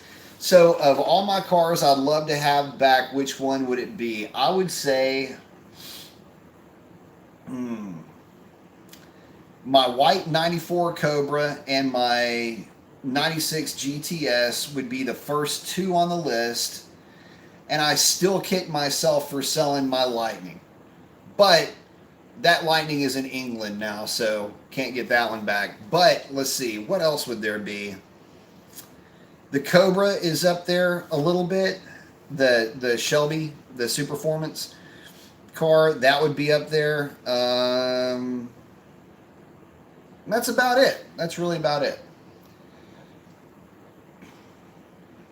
Oh, Derek Sizemore asking, have you ever seen the old movie Two Lane Blacktop? Yes, I've seen parts of it. Awesome old school street racing movie. Yes, it is. Broke my heart at the end of it.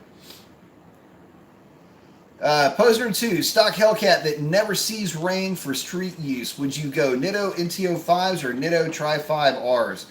Tri-5Rs because they're going to last longer, and I don't see there being a traction advantage at the drag strip, going the O5s over the R's. Fun spinning up the Pirellis, but when you get thrown back in your seat is a little bit more, and that's where you're going to have the fun too. So check it out. The look, guys, the NT05 is a great tire. Don't get me wrong. Um, I've just had really good luck with the Tri Fives, and they tend to last a good long time. So, uh, that being said, I wouldn't be opposed to trying a set of NTO5s. The only experience I personally have with NTO5s is with the Demon. So, they work fairly well at the drag strip, but they're not. They're better than the Tri Five because they are a softer compound. Uh, I would say because you're not going to be putting a whole lot of miles on it. It depends on how the car is garaged as well. NT05 is going to be a little bit more susceptible to cold weather conditions, so just keep that in the back of your mind too. Gorgeous Cat 392 saying thank you for the input. Thank you very much. Clarissa Dalloway, what happened to your hair? I got rid of it. Started getting in the way of things. I'm more aerodynamic now. Mark P. Leclerc, my brother from up north. Hey, man, thanks for the input on the new Cuda. You got it, my brother. SRT crazy. I dig my Challenger SRT and all, but love those classic Mopars. And my first car was a 68 Charger. So like you, I'm also partial to the old Detroit Iron. Yeah, it's tough, man. I really do kind of. The reason why I love those cars so much is because there was just so much of a story behind them, one way or another. The Charger with the big blocks. I always liked the E-bodies with the small blocks. And obviously the big blocks are super sexy too. But the E-body had a little bit more of more of an athletic feel. The B-body with the big block was always more of a brute. And as a kid. I always, I was always a huge boxing fan as a kid, so I would, always equate these cars to, okay, so the E-body's kind of like a middleweight or like a welterweight, maybe, in some cases a cruiserweight. You guys even know what a cruiserweight is from back then, or, but you got the heavyweights, the B-bodies, the big cars. You always loved that kind of stuff, and they always had this like, one versus the other, like E-body small block versus a B-body big block. Those were always fun to chat with, my dad or, my cousins or whatever. We were always big into cars at the time. So, but yeah, I love that kind of stuff. I love the old cars. And they have a look to them too. They have a certain, that look of, they look that way not because they need to, but because they can. That's something else I always like. Hayden L. asks, would you build a 440, for example, stroked, or buy an aluminum Hemi long block built? Are 440 Indy 440-1 heads worth the money? Actually, they're really good heads. For me, if I were building something and money were no object, it'd be tough you can't really root against the Hemi, right? But man, I like the 440 because to me, the 440, this is if I'm building a street strip car. The 440 just has more street cred, man. I hate to say this because I'm gonna say something and I'm gonna have to eat my words, but I always like the 440 cars. Mainly because the very limited amount of time I ever did drive any of the 440 or the big block Mopars on the street was a 440, 383 too, but the 440 was like, oh man, it's a 440. The only time I ever had any real experience with the Hemi, the 426, was on a dyno. So I don't really have a lot of history with that engine, but the 440. I don't know. It's got a mystique all its own, and it was always fun to watch the 440 versus Hemi argument go back and forth. So let's see. Joe T is saying, "What up, B Mason? What do you think about the situation with Tall Guy Reviews?" I honestly don't have enough. I don't know enough about it to formulate an opinion, but from what I gather, it's pretty messed up that he was put through what he was put through. And, you know, I don't know. Try not to get too much into that, but, you know, wish him nothing but the best. Hopefully things work out for him. Slash is saying, my wife asked what your wife says about all your race car excursions. She loves it. That's actually one of the things that brought us together was racing, and the fact that we're both real into it. We have a lot of other shared interests, but going fast in cars and, you know, doing some hoonigan stuff is actually some of our funnest memories when we were getting to know each other. Cody Rutman saying, I'm considering moving to Texas and I don't have cats in my car. What county should I avoid, or how do you pass emissions with a modded car in Texas? My home state has no emissions. As long as your provisions are set up correctly in your ECU, you shouldn't have a problem with them. Travis County would be one of the counties, that's Austin, Texas, that I would probably avoid because they will sometimes do a visual. Hayes County, you might run into problems there too, but for the most part, everywhere else, any metro area will have emissions. So that would be Houston Metro, Austin Metro, Dallas Metro, which includes Fort Worth. Let me think about this for a minute. Waco might fall into that. El Paso may fall into that, but for the most part, anywhere else, you'll be just fine.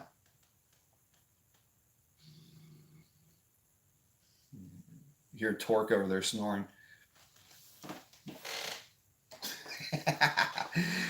My boy, let's see.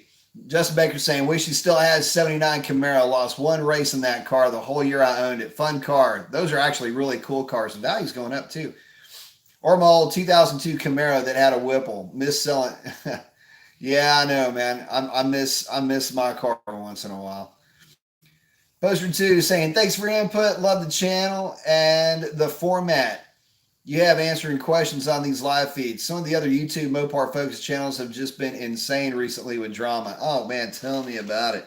And I stay as far away from that stuff as I possibly can, guys, to be honest with you. I mean, I'm fairly low-key for the most part when it comes to that type of stuff. I have there's only been one or two times where I've been inadvertently kind of swept up into something, but you know, for the most part, yeah, I try to remain as drama free as I possibly can. Mainly, you know, too, it doesn't do any good to get wrapped up in that. I mean, I'm just a bald guy giving Mopar advice. Let those guys get worked up over what they're going to get worked up over. I'll be at the drag strip. Mark Leclerc saying, the only 440 I ever drove was in a 73 Imperial. What a tank.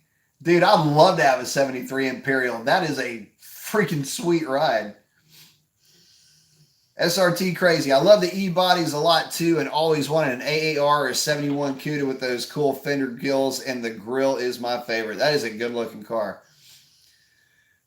Greg Fitch is saying, for my 17 Hellcat 6-speed, bought 20 by 10.5s for the rears. You said Nitto Tri 5s. What size would you run for drag radials or on the street? Thanks. Greg, I would run the 305 35 20s on the back of that. That is the go-to size for that car. Justin Baker says, your dog's name is Torque? Yep. I've got a pit named Torque. Just thought it was funny. Actually, Torque, with all of his balls hanging out over there, is he's actually funny. He's actually half miniature pit. You wouldn't know it by looking at him, but the dog that he squirted out of was really only about this big, and Torque's head is that big. So his dad is either a very, very large golden retriever or a fairly large chocolate lab. We still don't know. Yeah, there he is. Love that boy. He just gave him a bath today too. All right, so getting back to any questions for you guys with Hellcats, by the way? I want to get back to that. I know I'll I know I start talking about something and then, we start chatting about other things, but, questions about boost for your Hellcat, your Demon, your Red Eye, anything like that, definitely open for that tonight. It's one of the reasons why I put that in the title is, if you guys do have questions about, what works, what doesn't, what I've seen, why do certain things work on some cars and not on others. Again, just trying to touch up on some of the questions that I get. So just to recap on the Hellcat, smallest pulley I would go with 295. I don't care if it's clutched or the separator thing, whatever. We're going to call it clutch because that's what everybody's going to call it. Whether it's the decoupling pulley or clutched, that's the smallest I would go with on the street, mainly based around fuel quality and the change in density and altitude. Tuning notwithstanding, I just don't trust my $20,000 worth of engine rebuild to somebody wanting to try to squeeze another 8 horsepower out of my already making a lot of horsepower combination. And anything more than that, I mean, it's time to go skinny dip it at this point. I mean, you got to jump in cannonball style here and go with the 85, go with the pulley setup, go with the pumps, go with everything, and get that car from being a mid 10-second car in super good DA to a mid 9-second car in super good DA, because you just don't want to nit and pick at it. It will not do you any good. And let me just say this. So far, HP90 transmission is holding that power no problem. So just keep that in the back of your mind, guys. So far, so good for a lot of folks. Posner is saying, saw my first 2019 Camaro today. Damn, that was not a pretty sight. I know, and you can't unsee it either, brother. I saw my first one, what was it, last week or week before last? Wish Chevy would do a hardcore retro 69 base Camaro.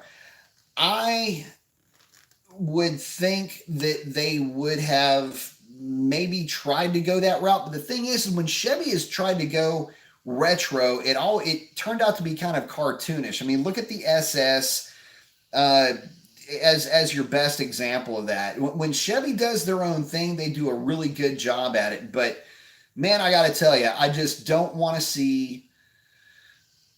I just don't ever want to see another 2019 Camaro ever again if I don't have to. That, I don't know. And I saw it in passing, and I saw it just for enough time to almost be turned to stone by that thing. Justin Baker saying, think I can run 14 without ring gap on the 5.7. Talking about 14 degrees of timing.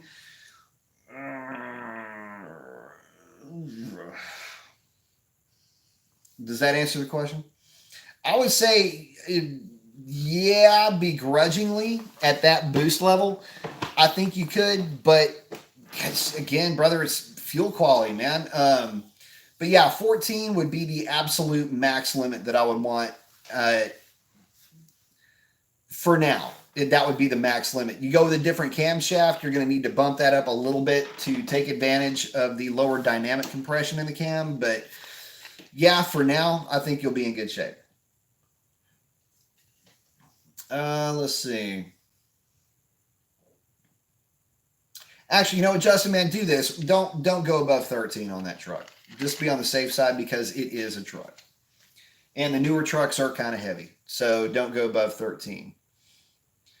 Michael Smith saying, why hasn't Dodge done a car turboed? I know that aftermarket turbo kits aren't much, but still, why supercharger over turbo? The reason supercharger over turbo, and this is something that, yeah, I get it. It is older school technology, but it is a fact that if you put a member of the general public behind the wheel of a car with a positive displacement supercharger, they will have a more, it's considered a more rich driving experience if your engine displacement per engine displacement, that positive displacement, number one, is easier to install on an assembly line because all it is an intake manifold with a belt hook to it. But the reason why they don't go turbos, number one is the cost. Number two is packaging. And to be honest with you, positive displacement superchargers just work so good, and they're so meaty down low that they give this sense of having a lot more power than you really have. Where turbos, you don't really get that. You don't, and you get a little bit of a disconnected feel with a disconnected feel from with a car with turbos.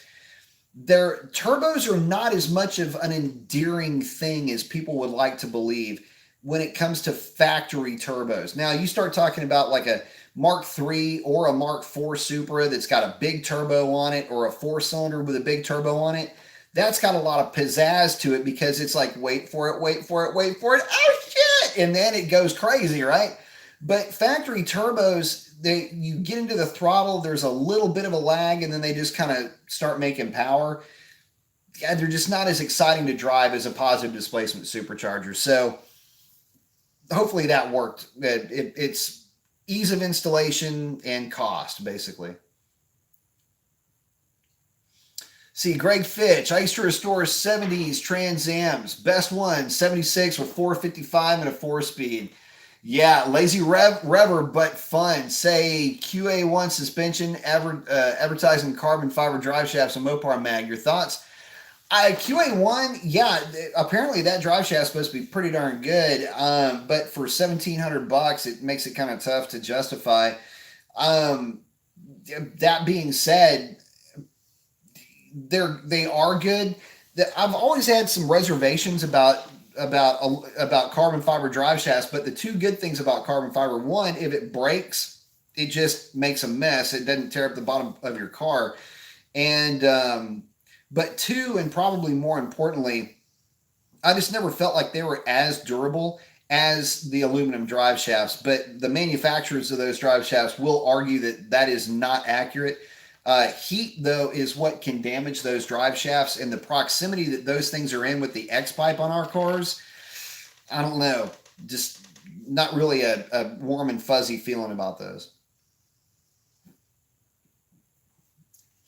Let's see.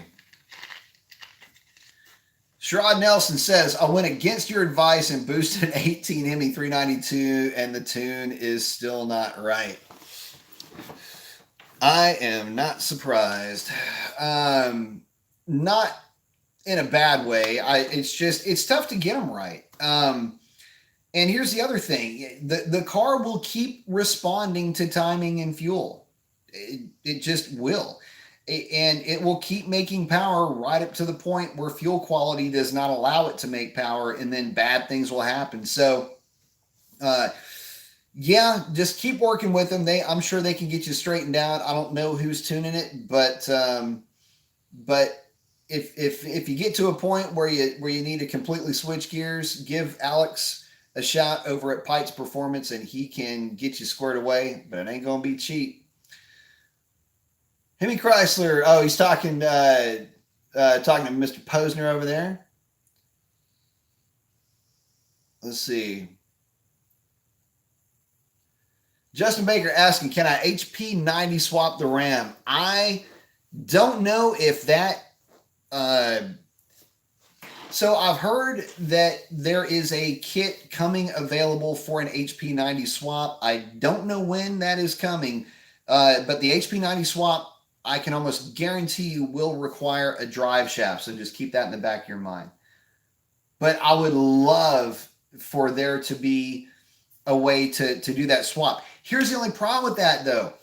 Bro, it's going to be expensive. You know, HP 90s are not cheap at all. So, man, I don't know. And, of course, a built HP 70 is going to set you back a pretty penny. And you're going to do a lot of trans tuning to get that thing to act right, too. Because if you don't, they shift hard with a stock trans tune.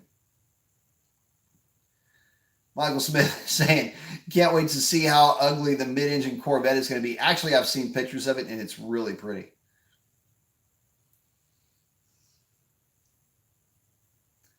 Justin Baker boost, 14 pounds of boost. Yeah, that truck's going to scream. And Mr. Posner's chatting over there with some folks. Let's see. Go 74. Would you spend money rebuilding a wrecked Hellcat if you knew what you are doing? Very good question. I'm not sure that it kind of depends. I mean, if you are able to build it basically one piece at a time, I think it'd be worth it. It'd be a fun project. It just depends on how bad it is. The thing with the Hellcat is if the wreck was bad enough to total it, I don't know that I would trust it to get straightened out and ever go down the road without crab walking. So I don't know. Some guys will do that and it works out fine for them. Others run into issues. Symphonic says, well, a 19XS looks like crap. I'm surprised I haven't seen a video of A10s hitting the track yet since it is great DA season. Yeah, let's chat about that for a minute. When the 18 GTs came out, everybody was running them at the track.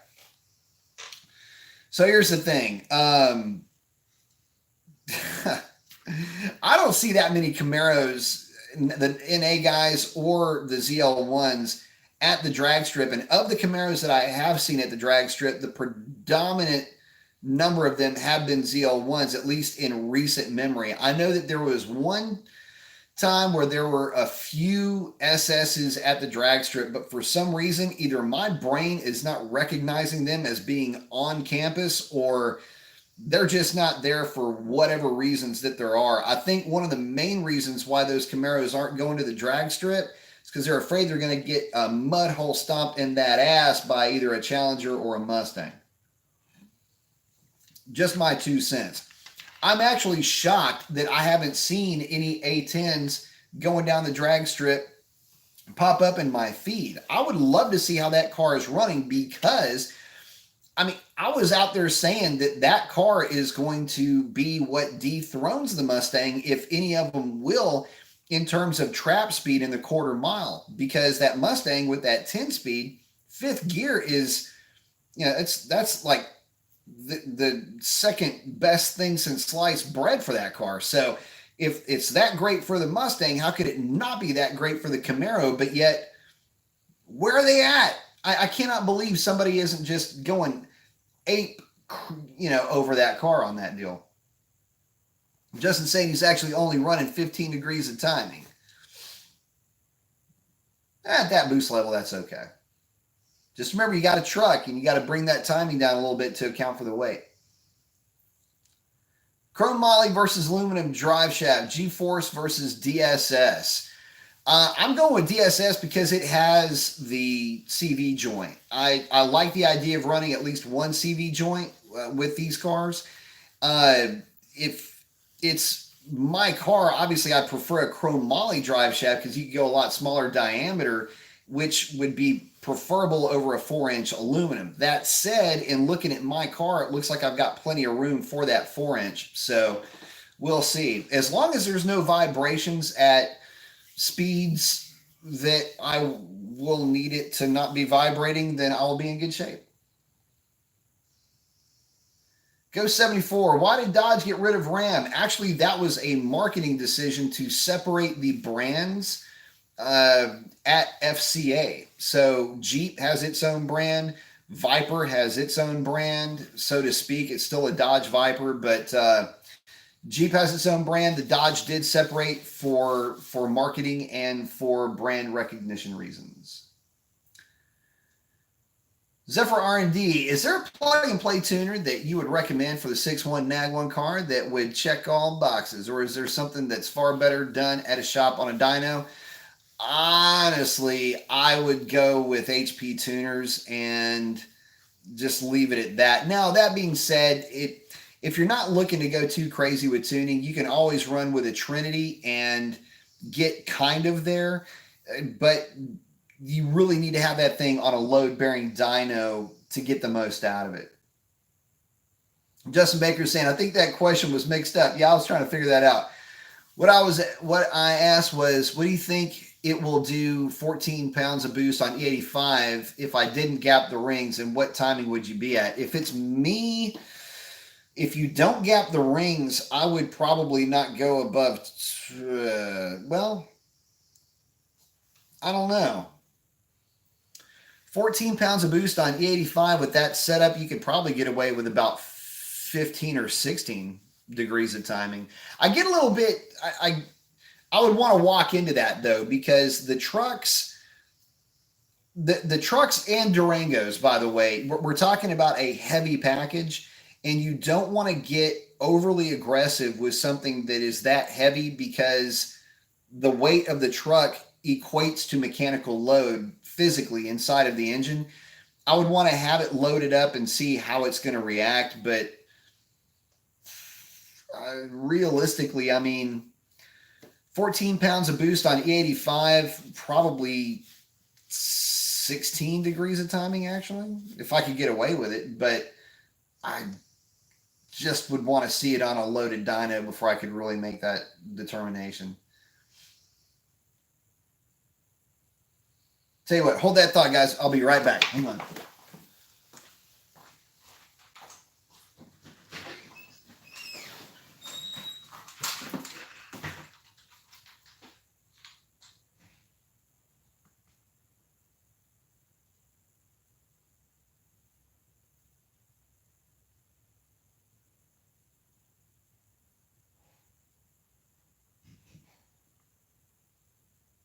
All right. And we're back. All right. Sorry about that. Poser 2 saying Hellcat 285 pulley conservative tune. Not sure if fuel. Guy in Hellcat forum stated his catalytic converters were getting ruined. Is this an issue? Yeah, it is. Especially if your tuner has gotten aggressive with your cat overtemp and decided to shave that a little bit, and started to kill or ramp down your sensitivity on your knock sensors. Yeah, that'll definitely create a problem. Let's see. Ghost 74, not caught up in the drama. Right on. Justin Baker. I've been having issues with DSS on a drive shaft on a customer's vehicle. Yeah, I mean, I know DSS is not really hit and miss, but everybody's had some level of issue with, I think, every drive shaft manufacturer leading up to this. We've had issues with G-Force. I've heard of issues with DSS. You name it. I've heard of issues all over the place. So, I don't know. We'll see. We're going to give them a shot, see how it works. What kind of problems do you have with that drive shaft? What kind of car is it on? Let's see. Got everybody kind of chatting here. Let's see.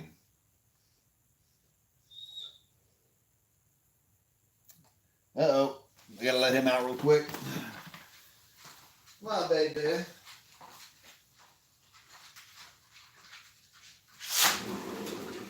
There you go. Go harass your mom. All right, getting back to it. All right, so what do we got here?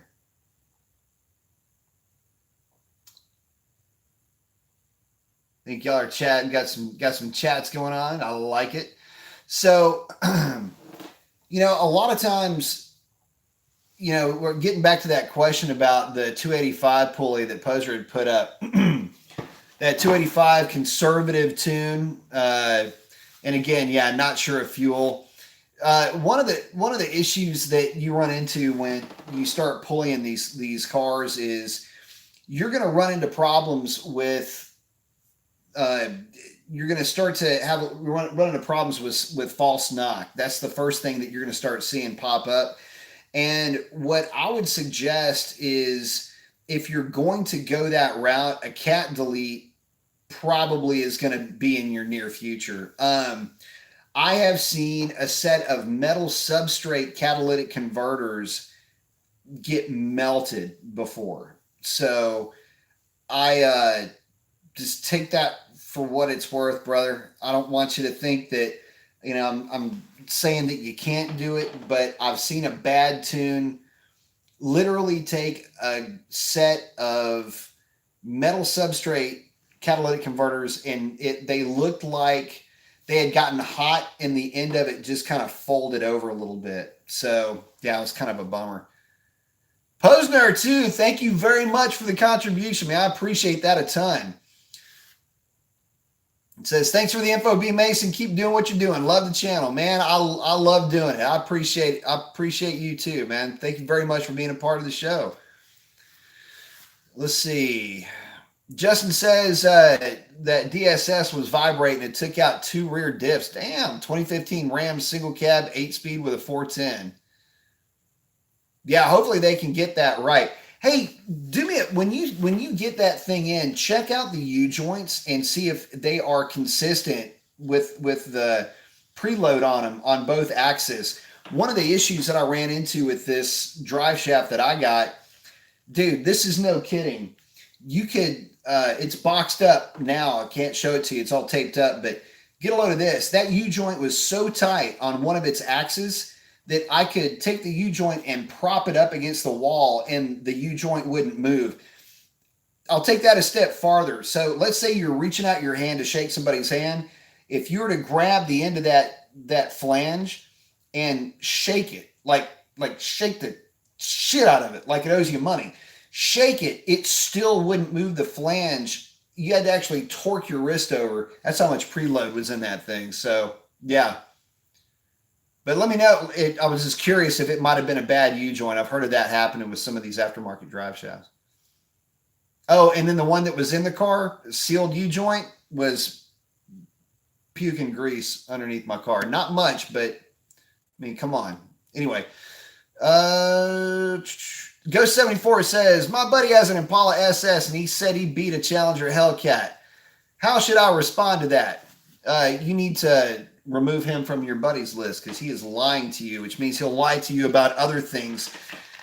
And without trust, there is no friendship. And without friendship, there is no extended family. So he's a pathological liar, and he needs to be dealt with accordingly.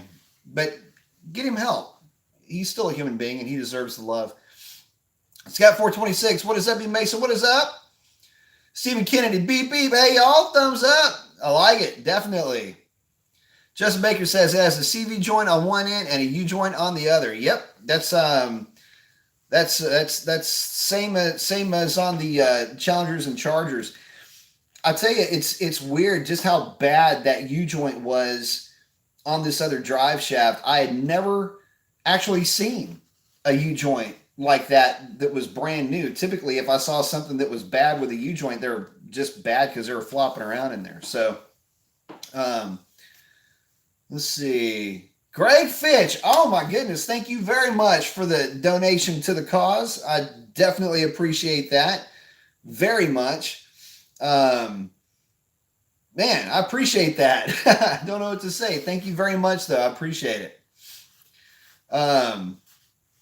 Scott 426 giving us thumbs up. But yeah, getting back to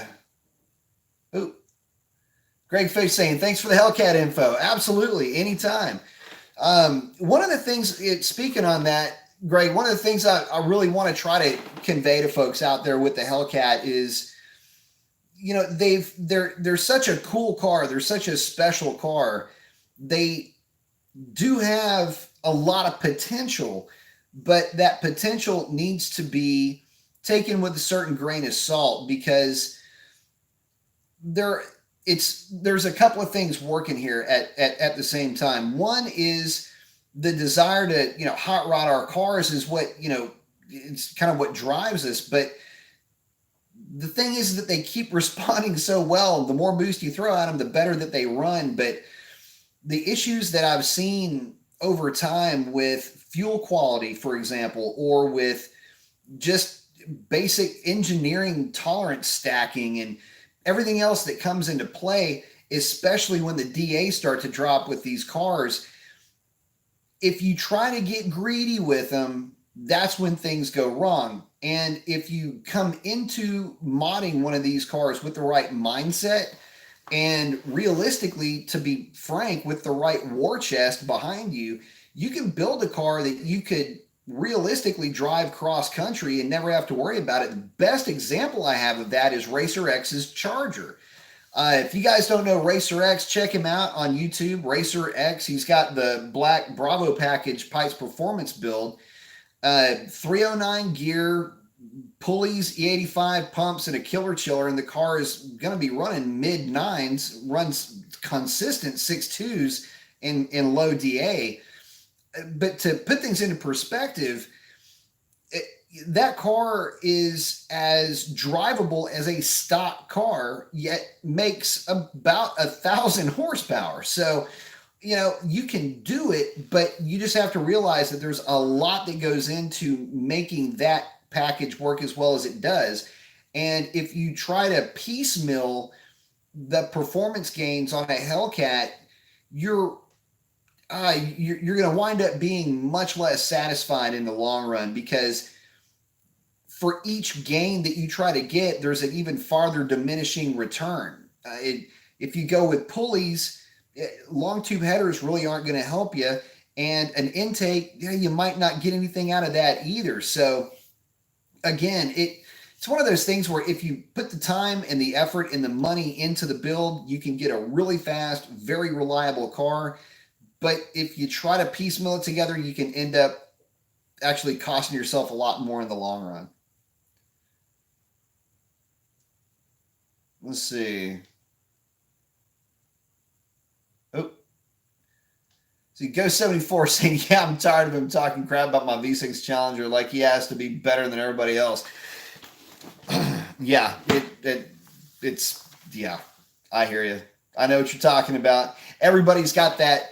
Everybody knows a guy that has that buddy that has that car that's never been beaten and can achieve escape velocity within the confines of his driveway. Trust me, I know exactly what you're talking about. Symphonics running 285 on the rear right now. If I spring for some 305s, will I really notice a difference? Not really. Not really. I don't see that being I don't see you getting much of a difference, because your contact patch isn't going to be all that dramatically different.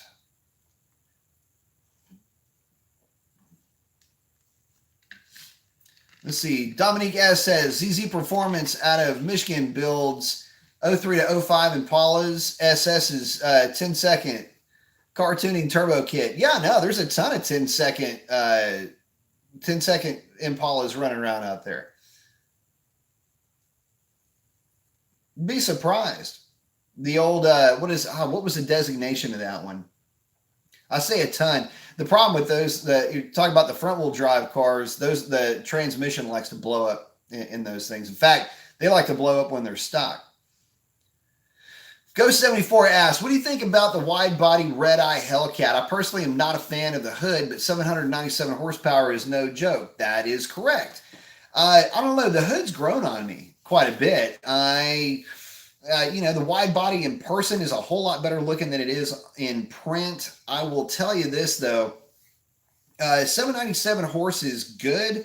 I need to see that car do a little bit better than what it's doing now before I can start getting impressed by it, though.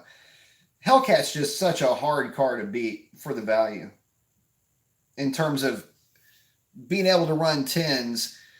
The problem is that if the red eye, if a Hellcat goes 1070 and a red eye goes 1053, what are you really getting for your 797 horsepower?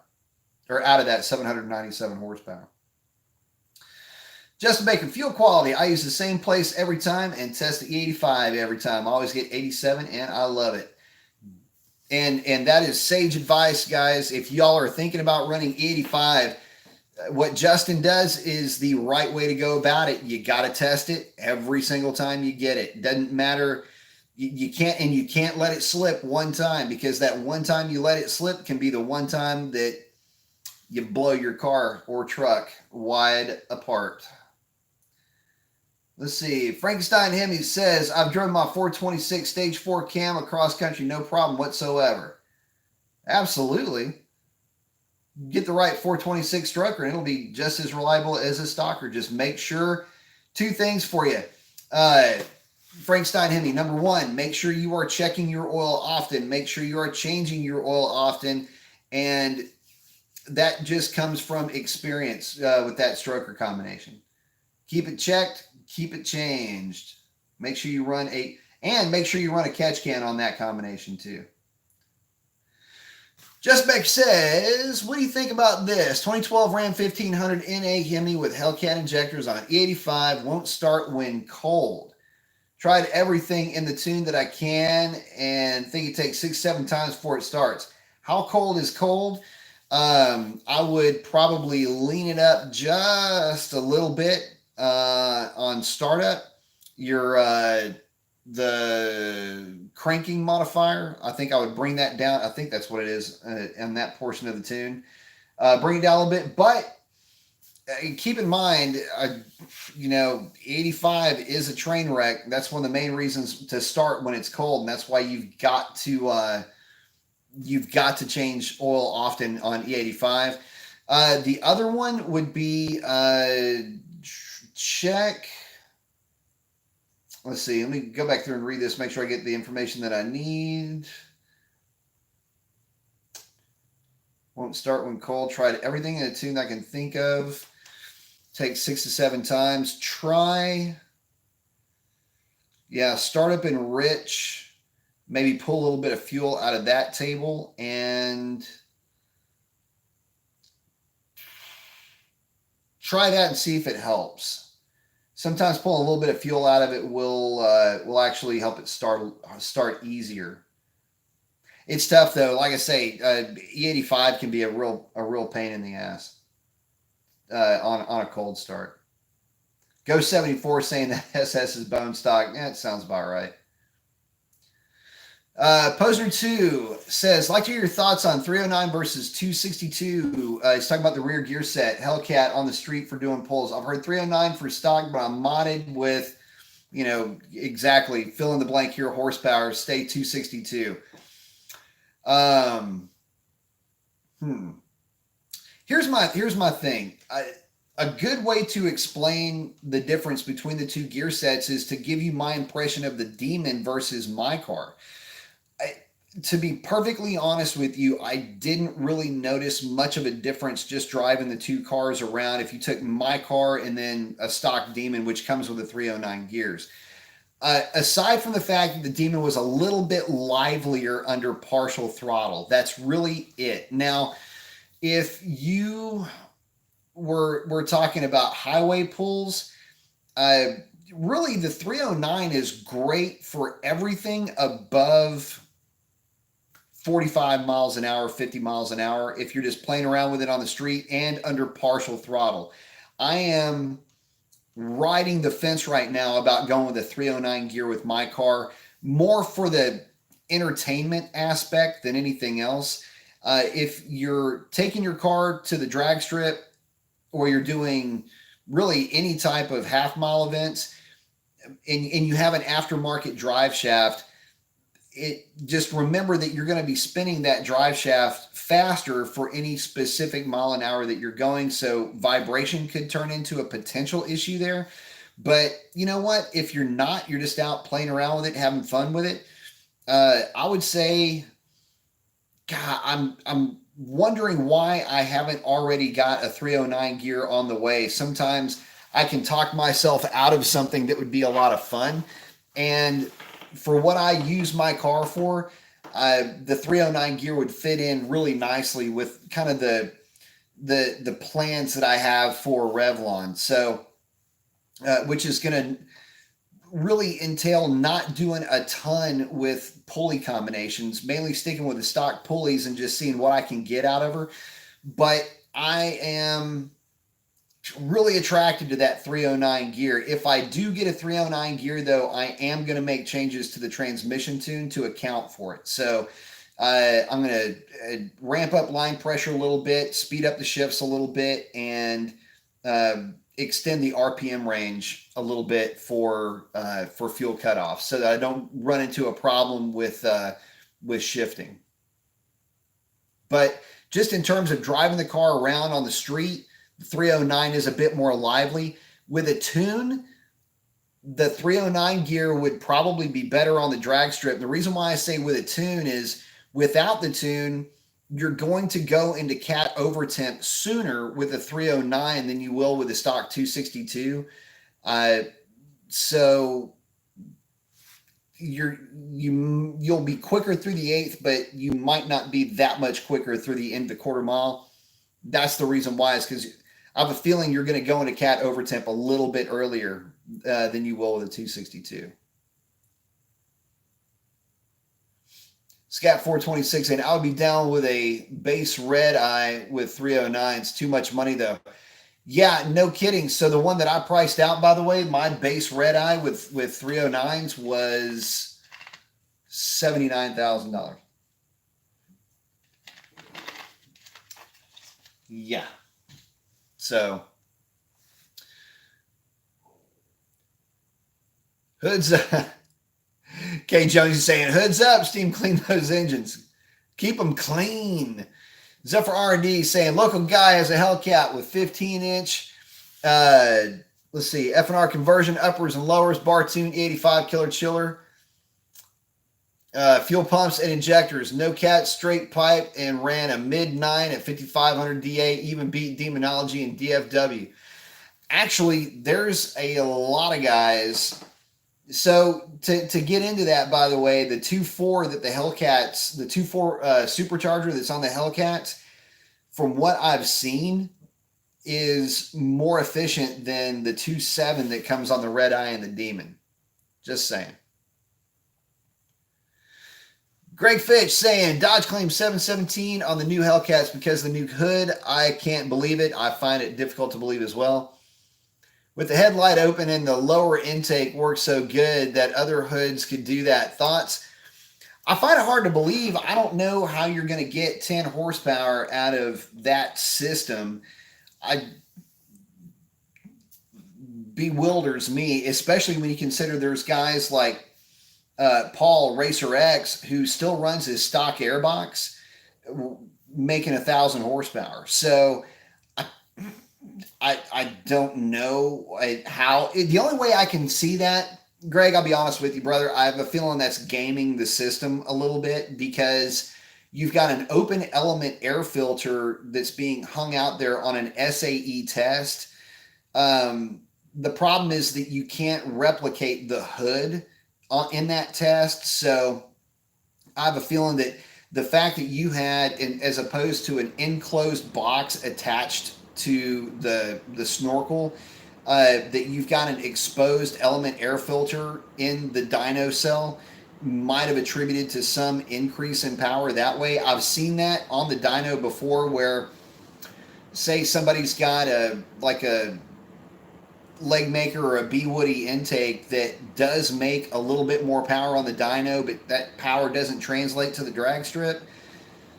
Well, that's why it didn't translate. It's because once you close the hood and you get the hot air around it, then, you know, all bets are off at that point. In this case, I know it seals to the hood. I don't know if it's some kind of a calculated value or what, but to me, it almost seems like they're gaming the system a little bit with how those engines are tested through the SAE protocol. Ghost 74, what is better for the V6 Challenger? It recommends E89, but it says E87 is acceptable. Oh, he's talking about, it's not E89, it's 89 octane and 87. Run 89 octane through that thing. It'll definitely run better. Without it, you're hanging the thing on the knock sensors. You're relying on the knock sensors, and if you get a bad knock sensor, it could cause a problem, but that's kind of later on down the line for you, depending on mileage. But yeah, just run 89 on it. It's not that much more expensive, and the car will thank you. Zephyr R&D, any thoughts on a Hellcat bumper swap on a Scat or a 6.1 for better cooling? I don't know that you're going to get all that much out of it. My car never had an issue running hot. I would have liked to have a little bit better fan placement, to be honest with you, with the 392, but I mean, I would do it more for aesthetics. I wouldn't worry about cooling so much. Unless you're going to be running a supercharger and just need the extra grill space for a heat exchanger. Just Maker saying, at Go 74 tune and nitrous, and that V6 will scream. I've seen them do work. The V6 300 we did was bad on 100 shot. I'll tell you what, if you've got it and you want to spend the money on it, I say go for it. I say put nitrous on everything. Let's see. SRT Crazy saying, I've got 309s in my SRT8 as well. Very good. Anything's better than 262s for that car. Henry Chrysler saying, DFW Street Speed finally got his Demon Crate stuff on his car. He took it to an 8-mile track, and his first pass, a wicked 596. What? Nine's first time out with a Demon ready to go. That thing was crazy fast. Man, I want to see that. That is insane. 596. Damn. That's crazy.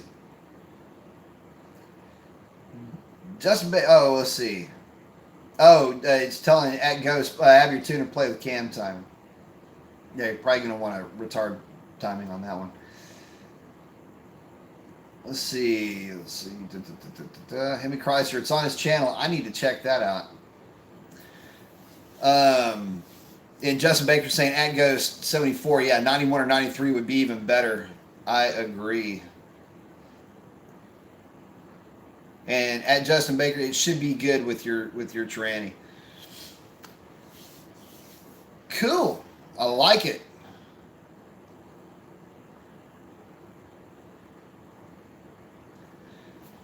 All right, so getting back into boosted stuff. Let's see.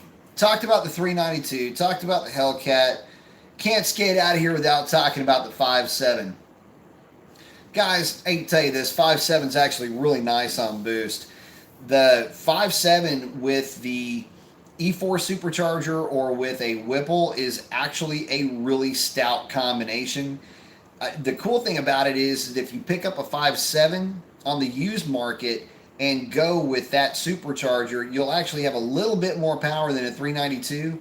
You won't be overstressing the transmission, and you're coming into it at a pretty steep discount on the car itself. So definitely something to consider. You know, one of the things that I have noticed with the 5.7s with that supercharger is just how snappy they are to drive. You know, again, if you look at the dyno numbers, they seem to carry power the same way that the 392s do, but you know, that initial torque hit is just so much better with a positive displacement setup. Now, there are some companies that have some turbo kits for the Mopars. I don't have enough experience really to talk too much about those. I'm really more of a positive displacement supercharger. You know, that's where my knowledge base is with those. But from what I understand, there are some decent kits out there that you can make some good power with that, you know, most of them are going to be rear mounted and, you know, again, they're turbos, so they're going to be more efficient. Just a couple of things to keep in mind if you decide to go that route is going to be packaging. And realistically, you know, it's just like with anything, they will make boost until they blow up. So start out gingerly and then kind of ramp into it a little bit as far as what you're going to be, how you're going to be tuning that combination. Make sure you're getting with somebody who knows what they're doing. Zephyr R&D, down a little bit of a different direction. What stereo and speaker setup would be nice besides the factory Harman Kardon system? My experience with that stuff goes so far back that I don't even have a relevant answer for you. Damn, I wish I could answer that question. Justin Baker saying, what about the Pro Charger on a Hemi? I offer a kit for a turbo for them and all that versus the Whipple.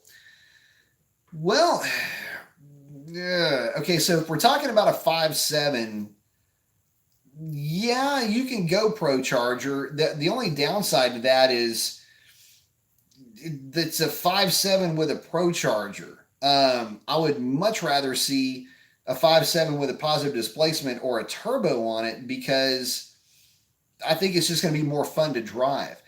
I like the positive displacement supercharger on the 392, mainly because it's easy on transmission parts. But, you know, I don't think you need to go that route for the 5.7. I think you either go with the extra initial hit of the positive displacement, or go with the higher capacity of the turbo. The fact that it is still going to be softer on the transmission, but the reality is that you can kind of tune that thing into whatever kind of power level you want to make. I mean, it's turbos. I mean, the sky's the limit. Go 74. Thoughts on RIP superchargers? Yep. Yeah, the Jeeps seem to love them. Go 74 saying, how come nobody talks about the 1984 Dodge Challenger? Certain things we don't like to talk about in this community. And that topic, I think, is one of them. All right, guys, we are coming up on 2.5 hours. Appreciate y'all hanging out with me this evening. I am going to shut it down here for the evening. Go 74 saying, let's say that never happened. Had a 5.7, Phoenix 98 saying had a 5.7 Charger with the Whipple running 10 PSI. Was a blast. 2014 NAG 1 traded up to a 16 SRT. Love the 5.7s with boost. It's like a match made in heaven. Guys, thank y'all so much for hanging out with me. Can't wait to visit with you guys again, but I have got to wrap it up. So, with that being said, if I don't have another live show between now and then, which I won't because it will be New Year's. So, Happy New Year's to everybody. Hope everybody has a great and safe one. And that is a wrap on this one, y'all. Adios.